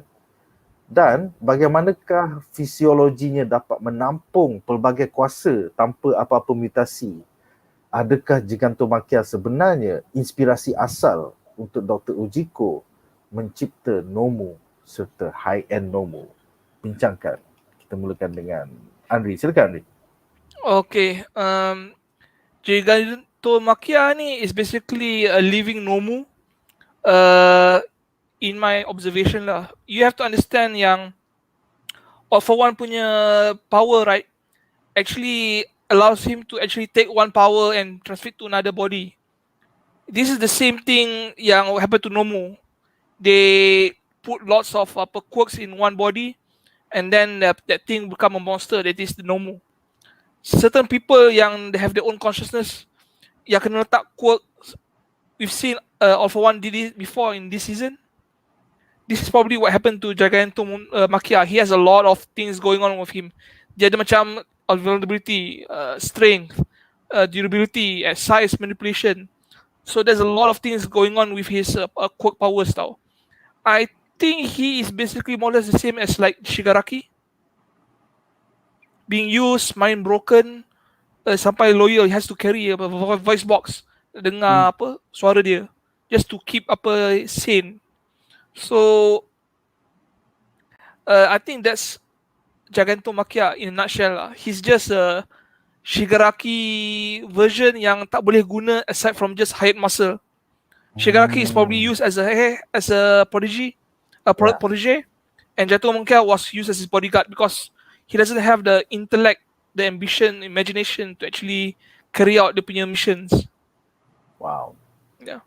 And it's not actually a step down. He looks capable of killing All Might. I think he was actually used as an insurance if All Might dengan All for One gaduh and All Might so happens to defeat All for One kan. Maybe Gigantomachia will come to rescue him from jail or kill All Might in the process. Yeah, because the first time aku nampak Gigantomachia ni, aku macam, bukan Gran Torino dah tangkap dia ke? Like sometime in season 5. Like dia keluar daripada hutan, lepas tu polis dengan Gran Torino tangkap dia kan? Isn't it the same guy? I think so. Yeah. But seeing his powers now and that previous episode, beza sangat. It's like he's being allowed to be captured. Yes, because something is up. Yeah. Yeah, Shigaraki spent like weeks fighting him, and he doesn't sleep. He slept for like Jagat, 2 hours, 3 hours, something like that. Yeah. yeah, but Jatomakia just like going on straight without resting now. He's hunting him down, so he has to use the Oh, group gun to actually buy time for him to rest. So this is yeah. the level of Jatomakia. So keep that in mind. Okay, so kita ada jawapannya daripada Ian Wayan yang menonton. Dia mengatakan Gigantomachia pernah cameo dulu dalam flashback Kirishima yang tunjuk Ashido sedang di-threaten by Gigantomachia dan Kirishima ketakutan tak boleh gerak. What season was this? This one season 3. Wow. Oh. Season 3 masa tu Gigantomachia, I'm not sure. I don't think that season the Gigantomachia, maybe some kind of huge body of man, dia minta direction to one of the hero agency, and Kirishima kejap actually yang froze is Kirishima, tapi apa Ashido yang bagi tahu where's the direction actually. Yeah, It's Ashido so was the first to menonjolkan dia punya hero punya mindset. Dia attack dia punya kawan-kawan. Kirishima macam like takut. So that's why he was inspired by Ashido, and I think they were same class ke or the same school. Tak Same silap aku. So Yeah. so nampaknya Gigantomachia has made an appearance before this lah. Tak, yang tu kena baca balik or tengok balik ada episod. Okay. Sebab basically that guy with the big raincoat punya suit tau, so it's hard to recognize actually. Dengan topi di situ, it's hard to recognize kalau kau tengok sekali pandang. Sebab that guy kena tangkap. That guy was caught. Oh, So it's like, this guy is in the wild. So aku rasa it might be someone similar but not him. Yeah, I agree. Because Jagatomakia sebesar bukit or something like that lah. And the guy was just big. And the Gran Torino guy, am I imagining shit or tengok balik ke? Tak, I remember juga the fact that this guy was moving through the forest, Yes. rampaging through, trying to find Shigaraki. So they were like, we need to stop this guy or something. And then like, there was that scene, aku ingat, tapi aku tak ingat, was it season 4 ke season 5? I think season 5 jugalah. Aku rasa season 5 sebelum kita masuk ke drama keluarga Todoroki. Ada kan? Ada. Gran Torino tangkap ke apa ya? Yes, memang ada. So because this story in the past, sekarang kita, maksudnya Gigantomachia dah kena tangkap masuk jail, the same jail dengan Kurogiri and also All for One. Tartarus, yeah. That's why Why? Why you put them all in the same place? Prison break. Prison break kan? Okay, Nazir, pendapat kau, kenapa dia tak sub sangat dan is he the inspiration for Nomus? Silakan.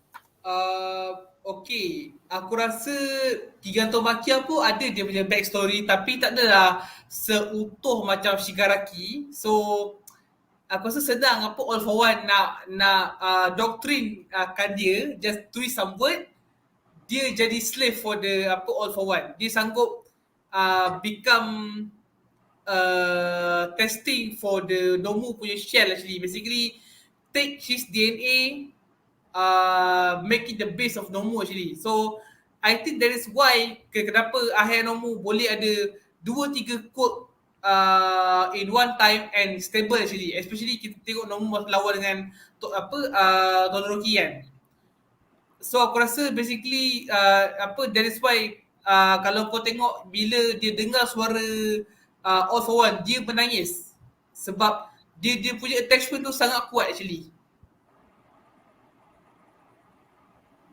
Okay, cool.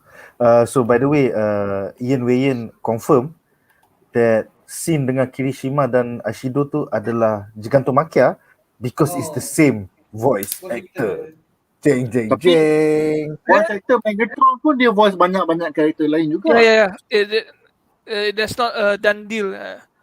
Okay. Usually, one voice actor can make a lot of other characters in one anime. Betul. Yeah, I disagree. So, apa pendapat Ian?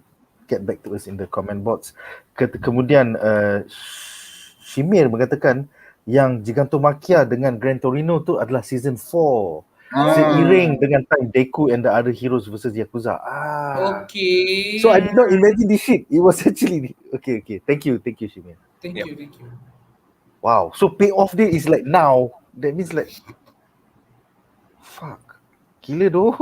Gila is pretty Which crazy. is roughly around the time Deku and a group was fighting the Yakuza 2 months ago. Oh I my mean, god. So happening at the same time lah kan. Wow, the linearness is quite memeningkan when between seasons is years. So aku pun jadi boleh lupa. Exactly. Yeah. They make it too complicated for for us to People enjoy. to follow. Actually. People to follow. Yeah. But I just remember one thing. Looking at the trend kan, maybe next year kan we'll be seeing season 6 based on dia punya release patterns from the previous studio. Don't make the wait too long in Yeah. between. I don't think they can afford to piss the fans much more lah. If they make season 6 macam too long, right, maybe people just lose interest lah. Yeah. Just Yeah, like how they because fucked up this season. It's pretty sad. I checked the ratings. The My Hero Academia, dia punya rating for the Kanto region, I think it was number 8 or something like that. Wow. Yeah. The highest anime show yang beat My Hero Academia was actually Detective Conan. Fuck. My Hero Academia, dia punya percentage was like 4.1%. Conan was like 8.2%. Wow. Tapi kan Conan punya formula is the case of the week tau. Basically macam dia punya progression plot ni pun jarang gila kau tengok. Every week ada case.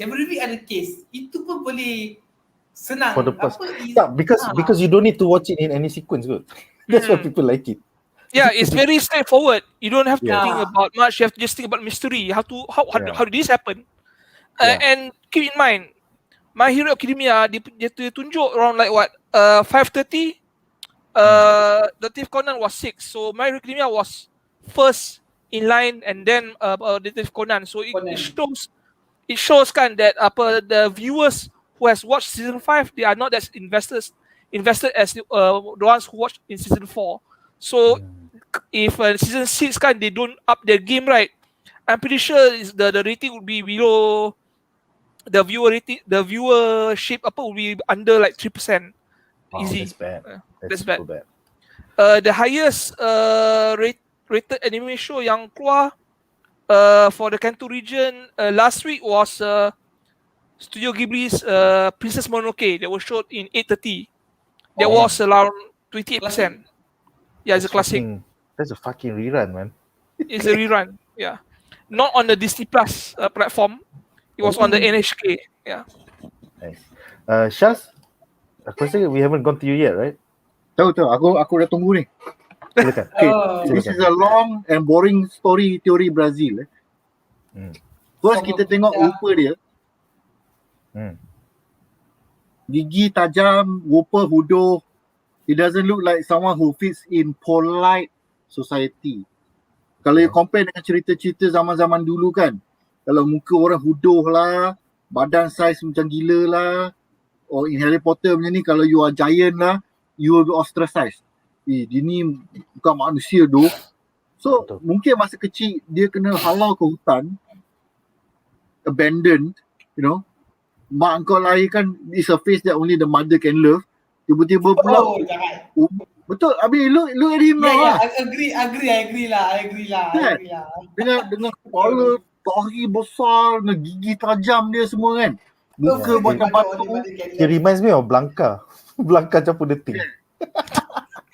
So when he grew up to be so big and macam like umur budak kecil dah besar and whatnot, so mungkin dia kena halau or abandoned in the forest and some not to die. Tapi dia tak mati. The fact that he has like very little speech pattern, dia cuma macam faham sikit-sikit je kan bahasa kan, means he did not really attend school, dia tak pergi college, dia tak pergi apa-apa, he just keep growing bigger. Dia macam Tarzan tau, hidup kat hutan, So when you live in the wilderness and you just keep growing bigger and bigger and bigger, tak tahu dia makan apa.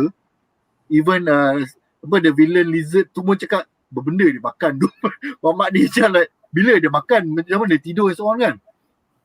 But when you live in the jungle, the strongest will always be the king. So mungkin at some point in his life, belum sampai size ni lagi lah. Because the size that he is right now might be a quirk punya thing, or it might be something that was given to him afterwards. But macam mana pun, he probably jumpa dengan All for One, lepas tu dia ada lawan. Because All for One ni kan dia he's always on the lookout for people with quirks and everything. So kalau kita go by teori awal tadi kan, the doctor cakap, mana pergi mamat budak ni yang dia punya quirk masa kecil, dia selalu jadi kuat gila babi, tapi otak dia lembab, ganti. Tak tahu lah mana pergi. Then you start hearing rumours, dekat hutan-hutan ni ada orang gila menjerit-jerit kan. Tiba-tiba ada one whole group of elephant meninggal ke apa ke, kena makan dengan apa. So dia pergi investigate, dia jumpa mak mana, dia lawan. So by the rule of the jungle, siapa kuat, dia akan jadi the top in the food chain. You'll be top of the food chain. But instead of enslaving him, dia tunjuk belas kasih sayang.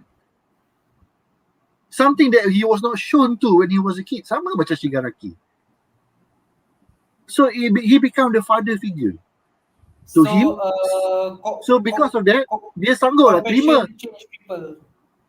Dia sanggup lah terima. Would you like to take all these quirks? I can help you survive longer in ni. So dia dah try bagi. Itu orang tengok, tak mampus lagi mamak ni. Maybe the one for all concept is not unique. There might be other vessels who can carry multiple quirks. As in, Gigantomachia lah. Is the first living multiple quirk person yang tak mati. Naturally tau. So, because of that, dia jumpa pula si doktor ni kawan. Mama tu tak mati lah. Oh ya ke? Aku dah bagi dia 1-2 quirk after a few times, tak mati lagi. So the doktor pun macam like, ni best ni, aku nak belajar.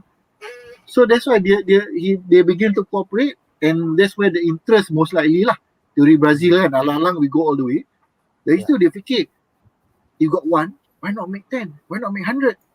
But it took him a long time to research, more than 10 to 15 years for him to develop this theory. To the point where, just in time for Shigaraki to get the full power benefit, I have found how to replicate Gigantomachia punya ability to hold multiple quirks without you jadi orang gila. Without you becoming a corpse and to be put on a living person. Damn. But most likely you will take out all dia punya resources lah. So that's why dia tak nak offer to everybody except for All for One punya air. That's why dia pun cakap, kau ni lemah. Dia boleh nampak the ideal body is not yet ready. So only through training they can jadi stronger and everything. And guess who this mirrors? This is exactly macam All Might dengan Deku masa kecil. Kau lemah. Wait, so aku dah tak ingat apa aku nak tanya. So interesting kan? If you think about it, so boleh there is the hero and the villain. Yeah. With similar backstories, tapi kontra, opposing but similar backstories, going through the same process, the hero's journey. Yeah. But in each of their mind, they are the hero tau. They're going through the hero's journey. They both have lost their mentors. Kena tangkap seorang dah habis power. And now they're going up to their powering up stage, which is they end up becoming multiple quirk user. And as we know, Deku has the one for all. So it's going to be a multiple quirk grand finale kat ujung. Oh yeah, my question is, dalam the second movie, Nine is supposed to be a multiple quirk user, but because he's non-canon, he's not made by Dr. UJIKO lah kan? Tak, dia curi something. He took something and he tried to use it on himself. That's why it was not stable. Is it like a booster? Is it like the boost drug that is in this season? Aku tak ingat lah. He had to, remember, he would lose control halfway through the fights. Yeah. Aku agak bengang with all this non-canon shit because it is mirrors of the actual storyline. What the fuck, Yeah, man? because they want to give hints of the future, and they're like, kita tak boleh nak kacau the canon story sangat. So we need to give something that's like, what makes sense? Let's take a good idea that is already existing. Belum datang, kita buatlah movie. Because that's what Nine is. Nine is a multi-code user. Then that's Yes. what this stupid cult from World Heroes Mission is. It's the Mental Liberation Army. It's like, babinya, you just making money from bullshit rip-off of your own ideas. Your own ideas. It's just like you said earlier before the show. Gentil. This is what they're doing. Gentil. Your boss for money. Pati lah. That's why ball for money. That's So why I was is this pissed off. Shueisha's fault or the Shueisha. mangaka's fault? The mangaka has already done the manga. Shueisha they partner with Bones. Studio Bones Yeah. to make the show. They get the say on how the show is going to be shown. Funimation is just in charge of distribution. So Shueisha is basically the one responsible for all this bullshit now. They want money. So mangaka memang tak ada kuasa lah over this. Kesian ni. Just imagine it like this. The mangaka dah buat this thing years ago. The manga's there. The story's there. All they have to do is just copy paste, do it properly, make it a bit fancier. Fans will be happy. If you want to elaborate, better. The movie is like basically, okay, mangaka, we need a movie. Work something out. Okay, I do. Okay, movie siap. Plot semua, storyboard semua dah siap. The decision to actually sacrifice something from the series kan, it's not the mangaka punya decision now. It's the director, producer punya decision. Tak, why not diorang instead of sacrifice, they can just create a new shit. I mean, walaupun it's lower tier, tapi dia tak kacau the quality of the canon actually. Macam Naruto buat, One Piece buat, they introduce a new thing in the movie, tapi dia tak usik the canon. Only answer I could actually give you is time constraint and maximization of profit making money. Yeah. So about money in the end. Serious. All these movies are non-canon. If it doesn't happen, it won't affect the main storyline at all. Yeah. Waste our time. One Piece punya formula ni, the interesting thing is, they are on a journey tau. And they have gaps in between plots that happen usually dekat specific island lah, from island to island. But the format of One Piece ni is that there is no like, dia boleh macam like bagi like, nah, this is the entire grand line, kita punya story start sini, goes here, and then distance antara island A dengan B dengan C semua sama, tak ada. It's like, I do what I want, as long as the story flows, aku buat. So, because of that, there is intentional gaps in the storyline where the animation studio can make their own storyline. Dan macam, okay, kita nak buat cerita apa? Okay, antara pulau Q dengan pulau S.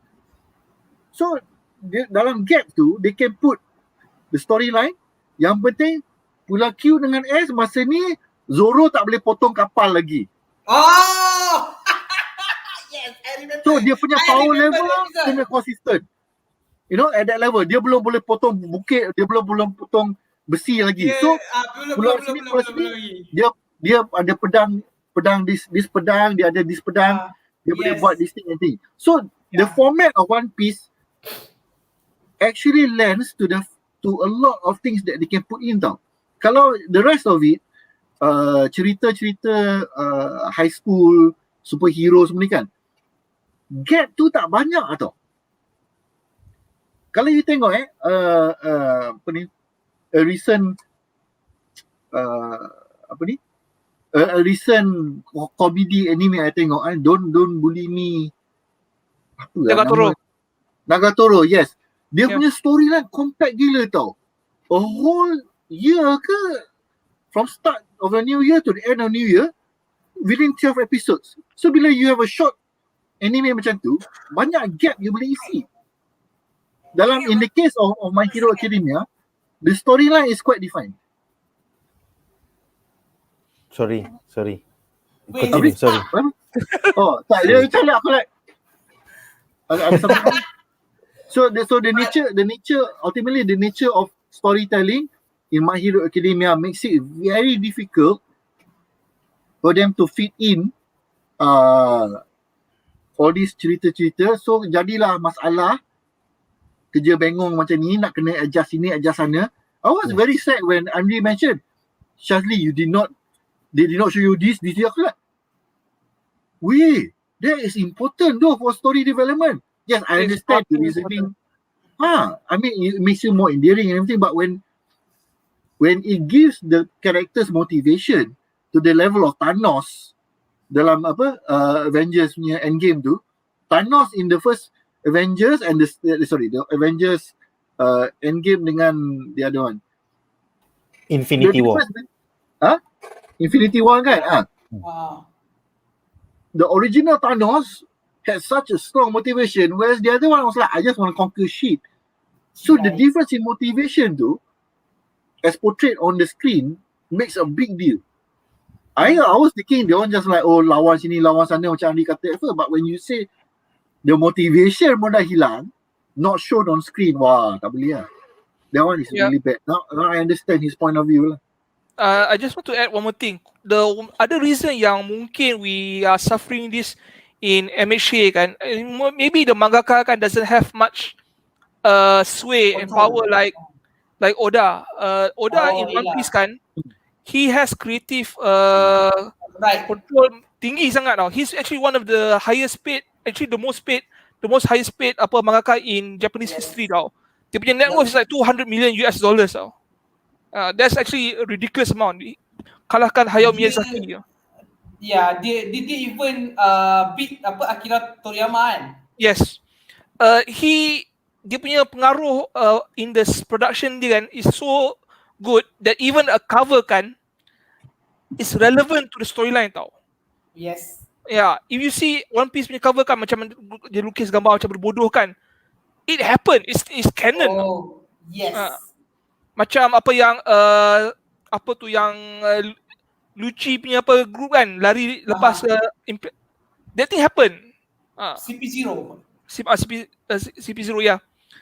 And Jojo is another example. He has a lot of creative control on dia punya show product tau. That's why dia punya art design semua tu it's different from other animation. If you watch Jojo, you understand it's completely a world of its own compared to other animes. My Hero Academia, I think it's because the mangaka doesn't have much say in the matter when compared to Shueisha. Shueisha is considered a very high punya company. I think they're the ones who have the most say in Shonen Jump now. They dictate lah. Yeah, so he's quite a new mangaka, has to prove something. This is probably one of his early works kan. So they not much of track record, so he's under dia punya katakan guidance lah from the management from Shueisha. So that's why when they go to him for movies kan, they doesn't say, oh no, I don't think we should do this. It's gonna spoil the quality of our seasons, which is true. But I can't do it because my contract doesn't give me power to actually have a say in this matter. So maybe that's one of the reasons. Kalau Oda kan kata okay, I don't agree with this, fuck Toei, I'm going to somewhere else. Yeah. And ini studio terima dia. This is quite macam, a sad state of affairs. The mangaka for My Hero Academia, kalau you tengok dia macam very reclusive tau. Dia macam tutup mask, dia ada mask and everything. Dia macam tak nak review himself. So aku rasa dia more reclusive than Oda. Oda yang paling bad. Oda open semua je, tak ada hal. Yeah. Oda has reached the level of Stanley kau tahu.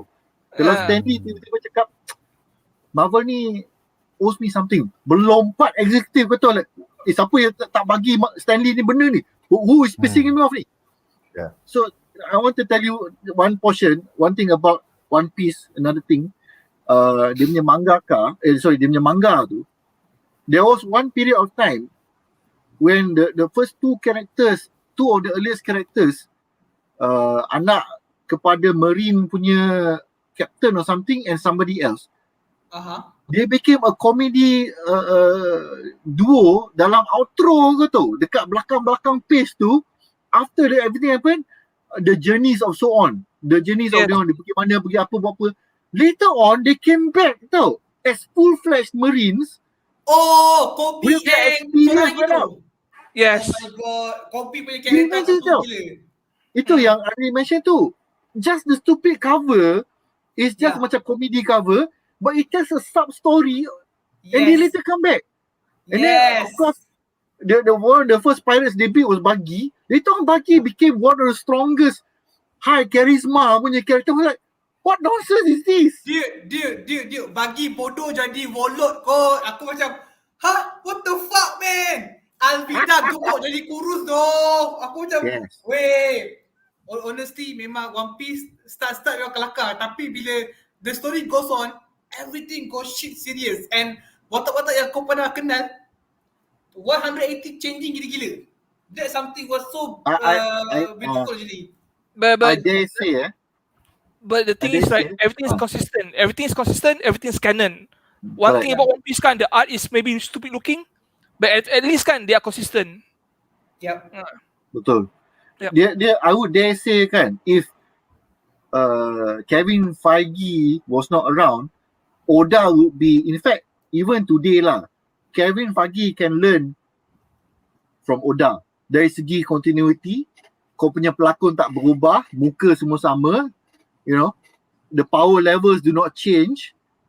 It's so ridiculous. It's so in control that to the point that even all this alternate storyline and everything pun kan, they will make sure masa tu Zoro tak boleh potong kapal, tak boleh potong besi, at that point dia tak boleh potong. Siapa yang terror sniping will always shoot good. Those who cannot do anything, senang sesat direction, cannot find direction, is very consistent. It's on a, kalau MCU was here, Oda punya level of management is like up here.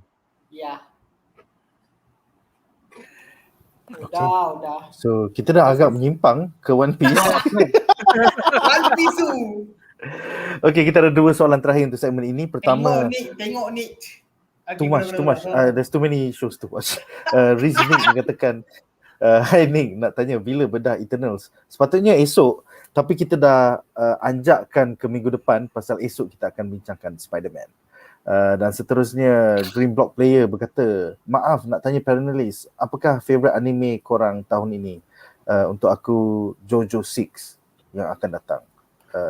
Silakan, Anri. Wow. Okay, honestly, 2021 is quite a weak year for anime. Not much of a good anime going out, actually. The anime show yang aku betul-betul enjoy wholeheartedly now is something very light. Uma Musume.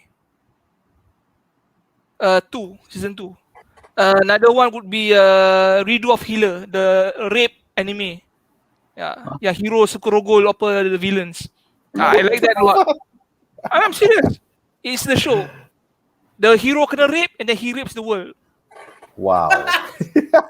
Japan. I think you've heard of it. Controversial. That's my two top favorites lah. Okay. Nazir, silakan. Favorite anime this year? Okay, untuk tahun ni aku memang tak banyak tengok anime. Aku memang tak tengok anime baru kecuali yang sedia ada. And the most aku tengok religiously is Naruto Shippuden, which aku memang nak habiskan, and One Piece. But in my heart actually is a One Piece lah for the best sebab the justice of animation tahun ni was so good actually. Oh, and also Jinbei join the crew. Yes. My favorite character. Nice. Shaz? Aku akan bagi dua kategori. Okay. Anime yang aku selalu repeat every year is Gundam Build Fighters punya series. Because sebab benda tu once in a while aku akan tengok balik because it's a very light, interesting punya series and aku suka tengok sambil pasang gunpla. So which is like memang you borrow the energy from the anime sambil you pasang you punya model kit kan. So it's very fitting lah. Tapi kalau anime for this year, sorry to say, it's not My Hero Academia. It's actually the anime yang kita mention tadi is Please Don't Tease Me Nagatoro-san. Is that the title? Please do not bully me, Nagatoro-san. Yes, it is a very light-hearted, ecchi sikit story of first year student, dark skin. A lot of people yang my friends yang minat ni specifically sebab dia dark skin, but to me it was like, what's this? Dekat kita punya ni kan, our list of animes we can watch, saja tengok, lawak bodoh lah cerita ni. So I watch it one more episode. Oh yes, I like this brand of lawak bodoh. So watch it sampai third episode, and it was done. So yeah, that's my two favorite anime lah for this year. Nice. Harap-harap Green Block Player mendapat idea-idea baru untuk siri yang perlu ditonton tahun ini. Dan komen terakhir untuk segmen ini daripada Ian Wayan yang still berkeras mengatakan dalam flashback Kirishima tu, Gigantomachia cakap for my master. Lepas cakap dengan Aishido. So it really seems to him that it's Gigantomachia. So apakah pendapat Anri dan Shaz? Shaz? I will research this. I promise. Next week kita sembang balik benda ni. Sebab it's not fair to comment. Aku dah tak ingat langsung this statement. Aku kena cari balik. Alright. Thank you. Very interesting. I'm not going to lose sleep on this, so I just accept your explanation lah. If it's Gigantomachia lah. Okay, so surprise last comment. Hakim Ashraf bertanya, panelis tak layan Uzaki-chan anime ke? Anri? Shaz? I layan. I actually like Uzaki-chan anime. It's just that I read the manga and I enjoy it as it is, but it wouldn't be one of my top 5 favorites lah. Yeah, it's not a bad show. It's a good show. It's above average good for me. It's in the same level as Please Do Not Bully Me Nagatoro, but it is not something that stands out from the rest of the other anime shows that's been shown this year. At least Uma Musume is a racing horse show about horse girls. That's different. And Redo of Healer is basically a hero who's an asshole who rapes villainous and gets raped by early on in the show. Yeah, he's a guy who gets raped by guys and girls and maybe monsters. I don't know. He was unconscious the first half. And that was different. It was controversial. So it was memorable. So that was two of my most standout anime that I've seen this year. So that's it. Okay. Dan Green Block Player mengatakan, saya recommend para panelis tengok Tokyo Revengers. Sangat best. Korang dah tengok Tokyo Revengers? I saw first 2 episodes. It was okay. But I had other anime commitments lah. Okay. Aku tunggu keluar Netflix. Kalau keluar Netflix. Okay, so dengan itu berakhirlah segmen ini dan kita akan membincangkan babak menarik kita yang kelima.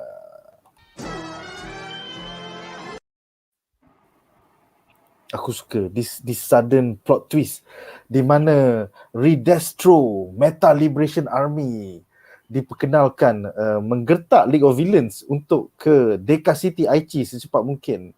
So kita ada quote menarik. RE-DESTRO mengatakan, I am the Grand Commander of the Meta Liberation Army, RE-DESTRO.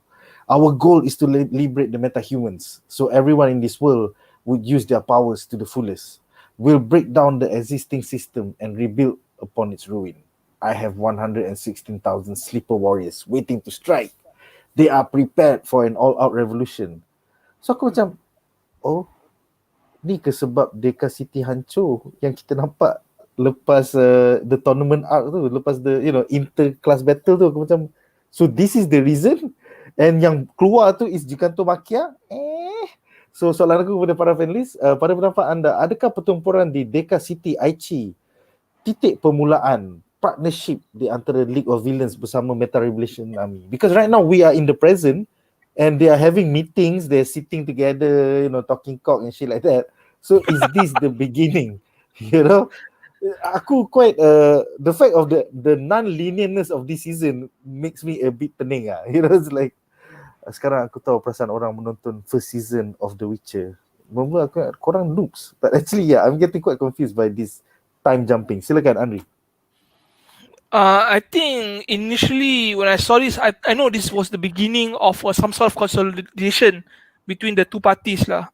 I did mention early on for the series kan, this is the My Hero Villain Academia. Shigaraki is going to consolidate his power after All for One ketangkap. So right now he has no financial backing. Dia punya followers dah berkurangan to his own circle. So I'm pretty sure he needs to do something big to make himself the present inside the circles among the villain punya society. So him defeating the Meta Liberation Army is possibly his first step in the right direction for him to become the worthy successful for All for One. I think it's a given lah. Okay, my question is in the manga, was this told in a linear storyline? Maksudnya once the Yakuza lost, then we had My Villain Academia, then only we had the interclass battle, then only we had Endeavor Agency. Yes. Yeah, why fuck up the susunan, man? Why? When you're adapting, shouldn't you adapt shit to become better? Why make it worse? I think we did mention, right? They did My Villain Academia later, right? They put Endeavor punya training punya first. Yeah. That thing happened afterwards. My Villain Academia punya line kan, it makes sense. It was much more linear than this shitty punya platform. They're doing it now. They're doing this just to tie up with the movie. Because the movie is coming out on August, whatever shit. So they needed to do the Endeavor Agency out first. Exactly. Babi lah. Yeah, memang they did this to us, and we have no choice. Bodoh sial. Yeah. How can you defend? Memang dia buat gini. There's no timing punya coincidence. No, they purposely do it. Yeah, bastard. Sial, aku tak terima sial. Nadzru, apa pendapat kau? The fact that My Villain Academia is actually linear in the manga, but for this season 5, diorang just tonggang terbalikkan timeline ikut sekati diorang. Like right after the Yakuza punya tu, you know, why don't you just follow up with My Villain Academia? You know, it's like, silakan. Okay, benda pertama is my big respect to the Hiroaki Hirata, pelakon suara untuk Destro. Dia ni RE-DESTRO, which is kalau among anime kenal lah siapa mamak ni, pelakon suara memang famous. Aku rasa macam it's a carca marpa lah, macam suddenly tiba-tiba je masuk Meta Liberation Army. So and aku wonder from here direction nak pergi mana sebenarnya. I mean like lepas dah jumpa dengan Shigaraki, so where do you go? Where exactly your direction? I mean the story can be much better kalau daripada Yakuza kau pergi ke Meta Liberation Arc, which is the stake will be much more higher. Tetapi engkau sempang, kau pergi masuk training arc lah, kau pergi masuk drama pukul 7 Todoroki lah. Endeavor training arc. Just make it simple sebab memang Todoroki punya family drama juga. Lepas tu tiba-tiba masuk ni. And honestly aku I mean bila disebut pasal Meta Liberation ni, aku tak rasa the excitement tau. I mean honestly this starting episode is quite slow for me lah. I mean it's a decent tapi it's a slow start for me. So you know I want the engine. I want the pickup actually. So maybe next episode will become more interesting. Who knows? Okay, Shaz, apa pendapat kau tentang komen daripada Shimir yang mengatakan bahawa actually in the manga MVA dengan the interclass battle happen concurrently, but the anime fucked up the sequence just for a movie in August. Silakan. First thing yang aku paling curious is there a reason why the movie must be in August? Itu kita kena answer this one first. Is it a summer thing? Is it summer? Summer. Everybody is off from work and class and whatever. Summer actually. Is it the end of summer or? In Japan, We're approaching the end of summer. It past midsummer already now, actually. Yeah. That explains it lah. They want to end their summer punya financial report. Guys, kita buat banyak duit. Dari mana movie? Yeah, but the storytelling suffers because of memang, this I bullshit agree. decision. The story, okay, now that we have seen apa yang kita dah nampak sekarang, and based on the feedback from Anri and our penonton kat rumah, you imagine right after the Yakuza tu, you see the villain side and the hero side both growing in power at the same time tau. Yes. But then you can leave it hanging with the the villain side Shigaraki finishing his story arc first. So now there is a threat. Shigaraki is now going to explode onto the scene in scene 6. It makes more sense. The heroes, what they're going to do? Well, they all tak tahu lagi there's going to be a major threat kat sini. Barulah kau masuk Endeavor punya story arc. The first arc, the first core tu show lah. Kau tengok ni budak-budak gaduh-gaduh ni, bapak-bapak tak puati everything. Then the second core of season 6 mungkin je boleh buat. Masa tu lah meletup everything. And you see the payoff of having to listen to drama pukul 7 is at the end Deku will have up dia punya power tau. So kalau the villain naik power dulu, ready to explode, and then Deku punya storyline at the first core of season 6 dia up the power. So bila second core of season 6 will have been a great equal fight. Yeah, I'm just pissed that season 5 is butchered, man. Itulah. Sebab it's all about the money and psychology of anime fans dekat Jepun.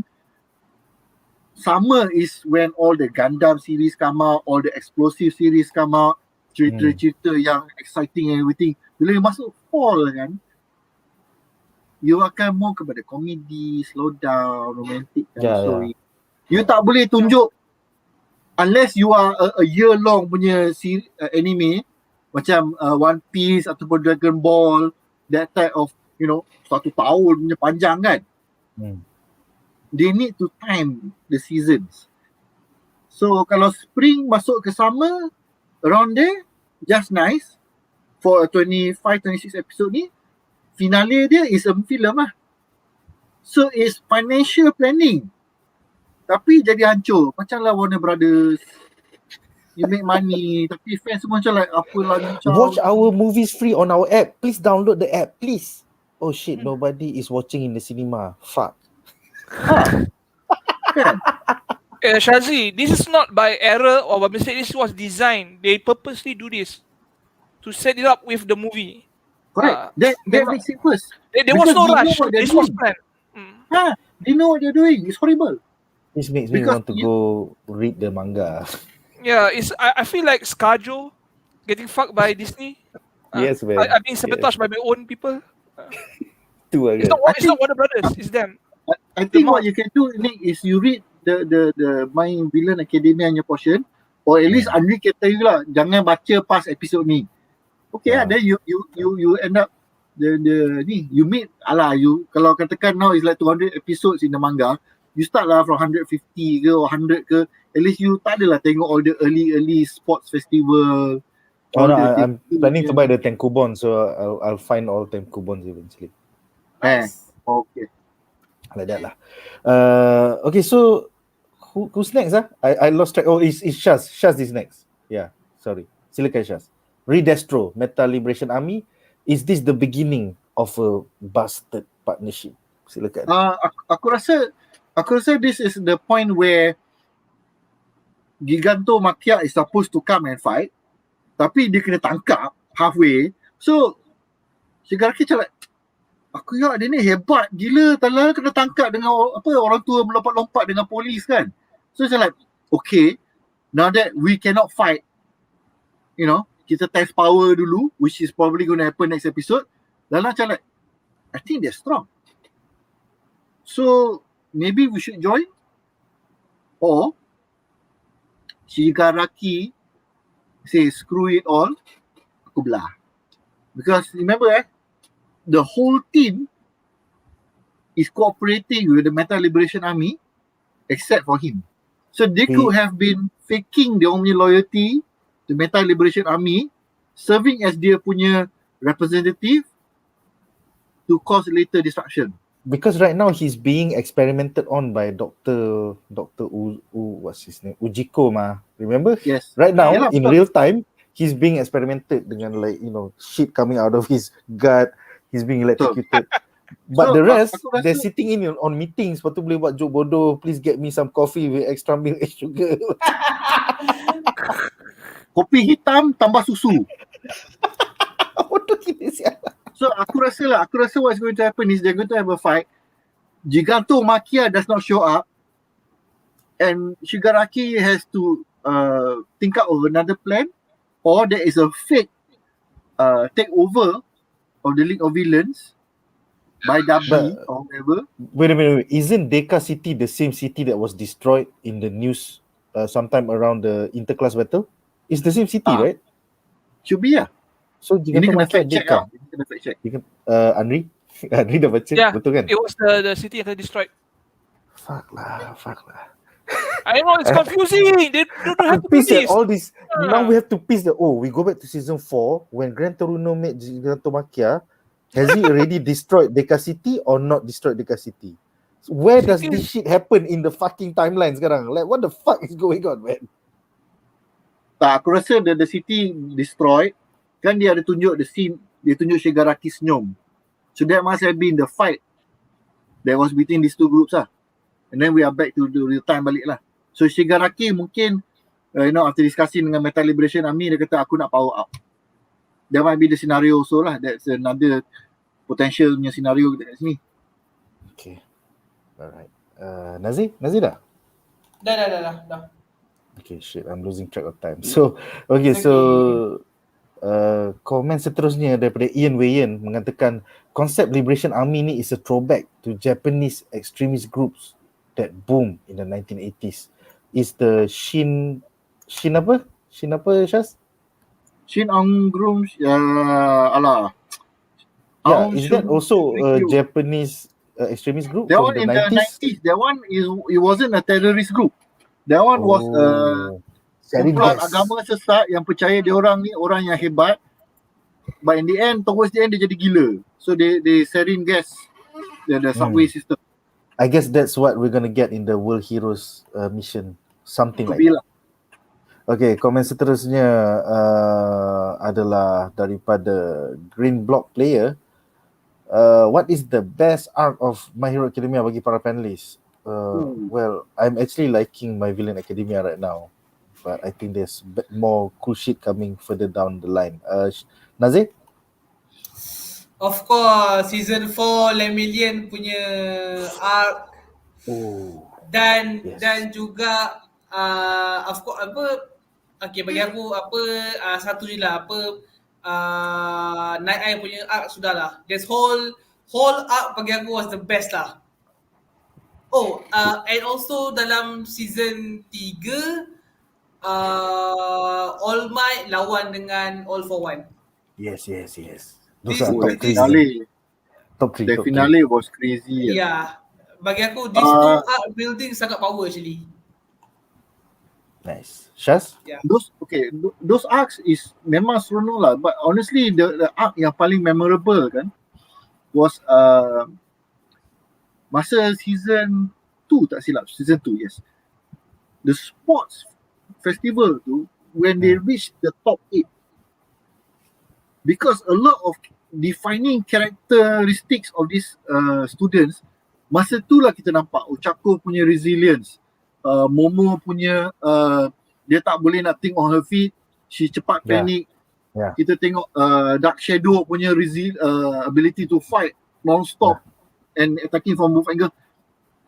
It also showed that ultimately kan, for all their power level they still had a lot more growth at that point of time. So Which macam like now they have grown too. I guess, in Yes, this season, yeah. all of the characters have grown. So when you think balik to that first part, when their characteristic macam like, aku ingat kan Baku ni budak bangang ni kan, bengang-bengang marah-marah.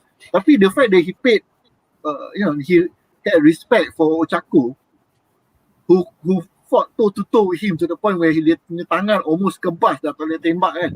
Yeah. It shows a lot of the characters which later on, with a lot more action, there was not much space for character development though.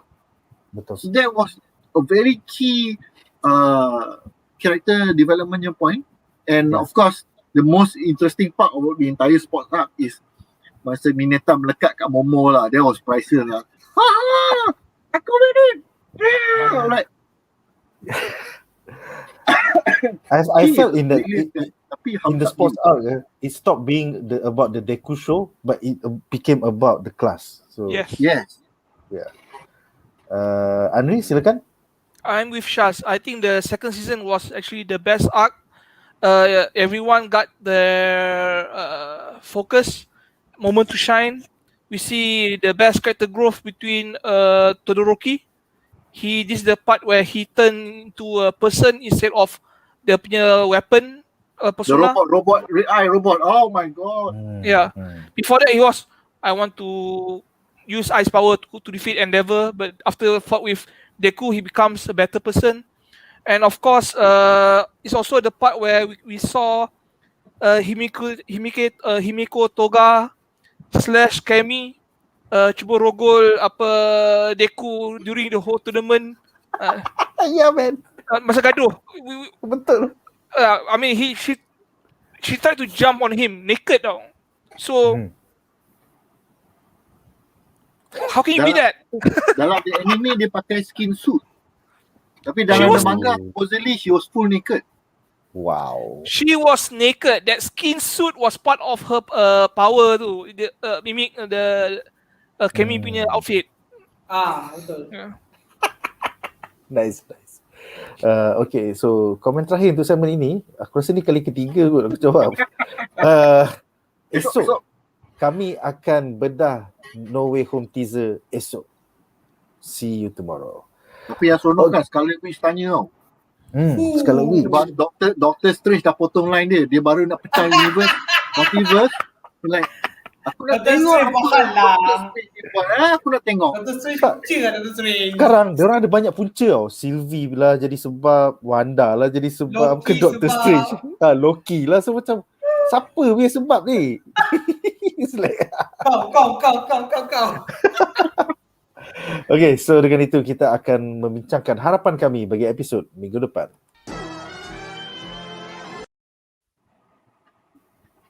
So, judul episod minggu depan adalah Revival Party yang bakal menonjolkan League of Villains versus Meta Liberation Army. Personally, I'm loving this arc and I can't wait to see more. Fuck the Endeavor Agency arc sial. Buat uji masa orang. Serious. Bila Anri cakap there's so much shit that has not been shown, aku lagi pissed tau tu. The stupidest moment of this season is bila dia cakap, awak tengok orang yang drive kereta tu, bila dia tekan minyak, aku macam, what the fuck are you talking about, bitch?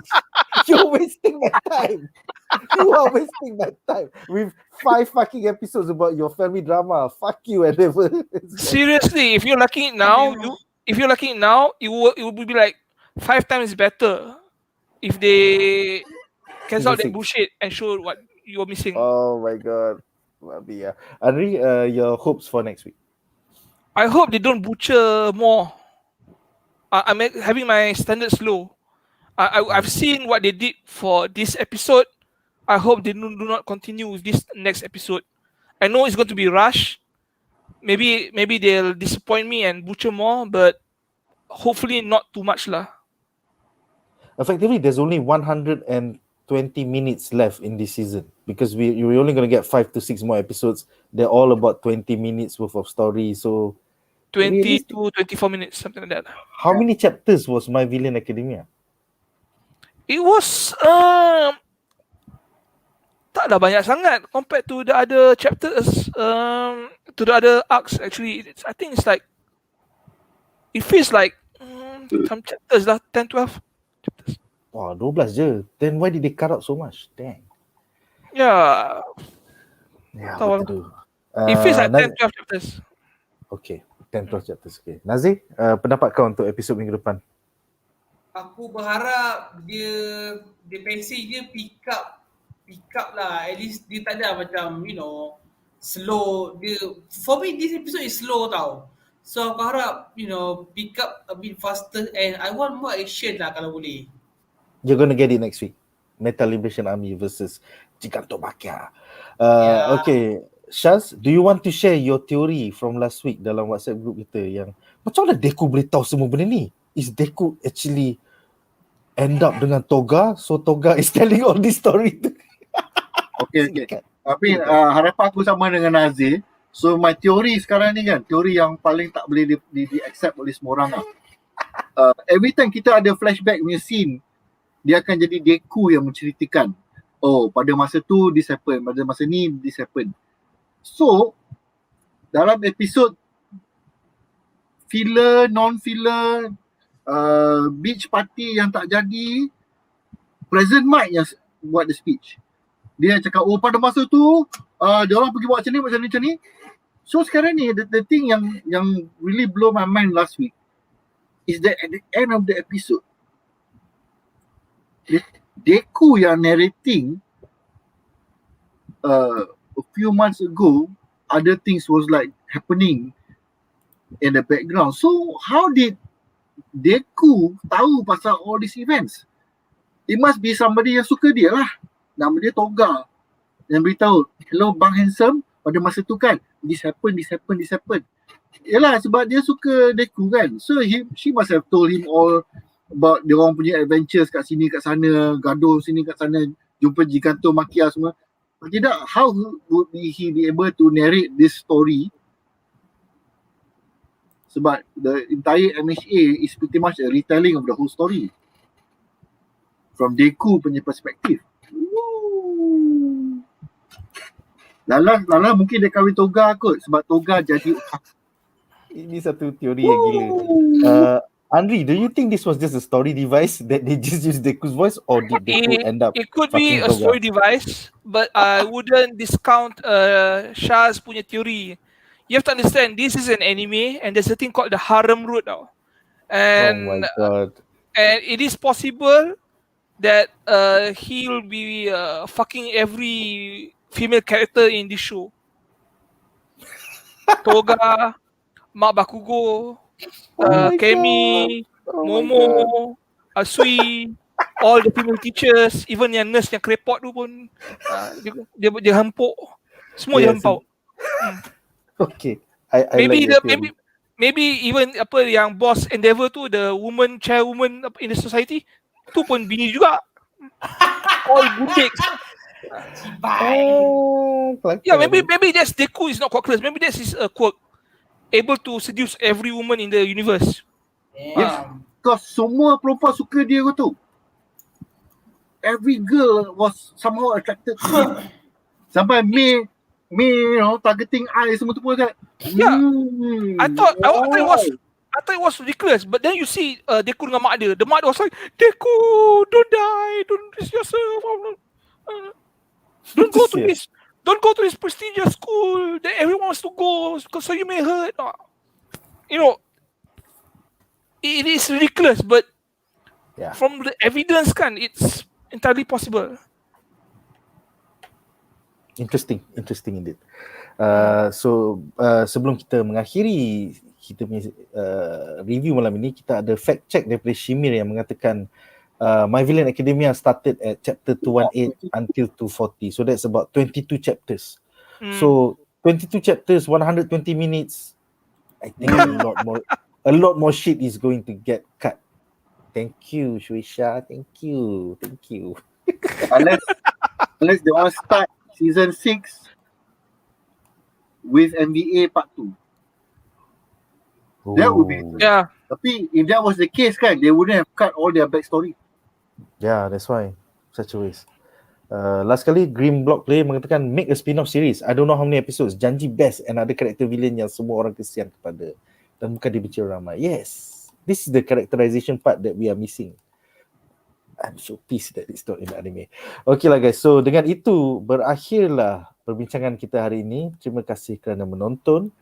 Terima kasih kepada kita punya kaki panelis iaitu Anri, Kaki Manga, Nazir Khan, admin Screenbite dan juga Shaz, Kaki Anime. Join us tomorrow. We are going to do Spider-Man No Way Home teaser. Hari Khamis kita akan buat 6 bro. Yes. 6. Hari 4 jam. tak tahu macam mana. Hari Khamis kita ada Stargirl season 2 episode 3 dan hari Jumaat kita bakal membincangkan What If episode 3. Fury's Fucked Up Week di mana 5 Nexus event bakal berlaku. So join us dalam edisi-edisi BuzzPOP bedah yang lain. Kalau korang free lunchtime, kita ada BuzzPOP bincang setiap hari Isnin, Rabu dan Jumaat. So majulah fandom untuk negara.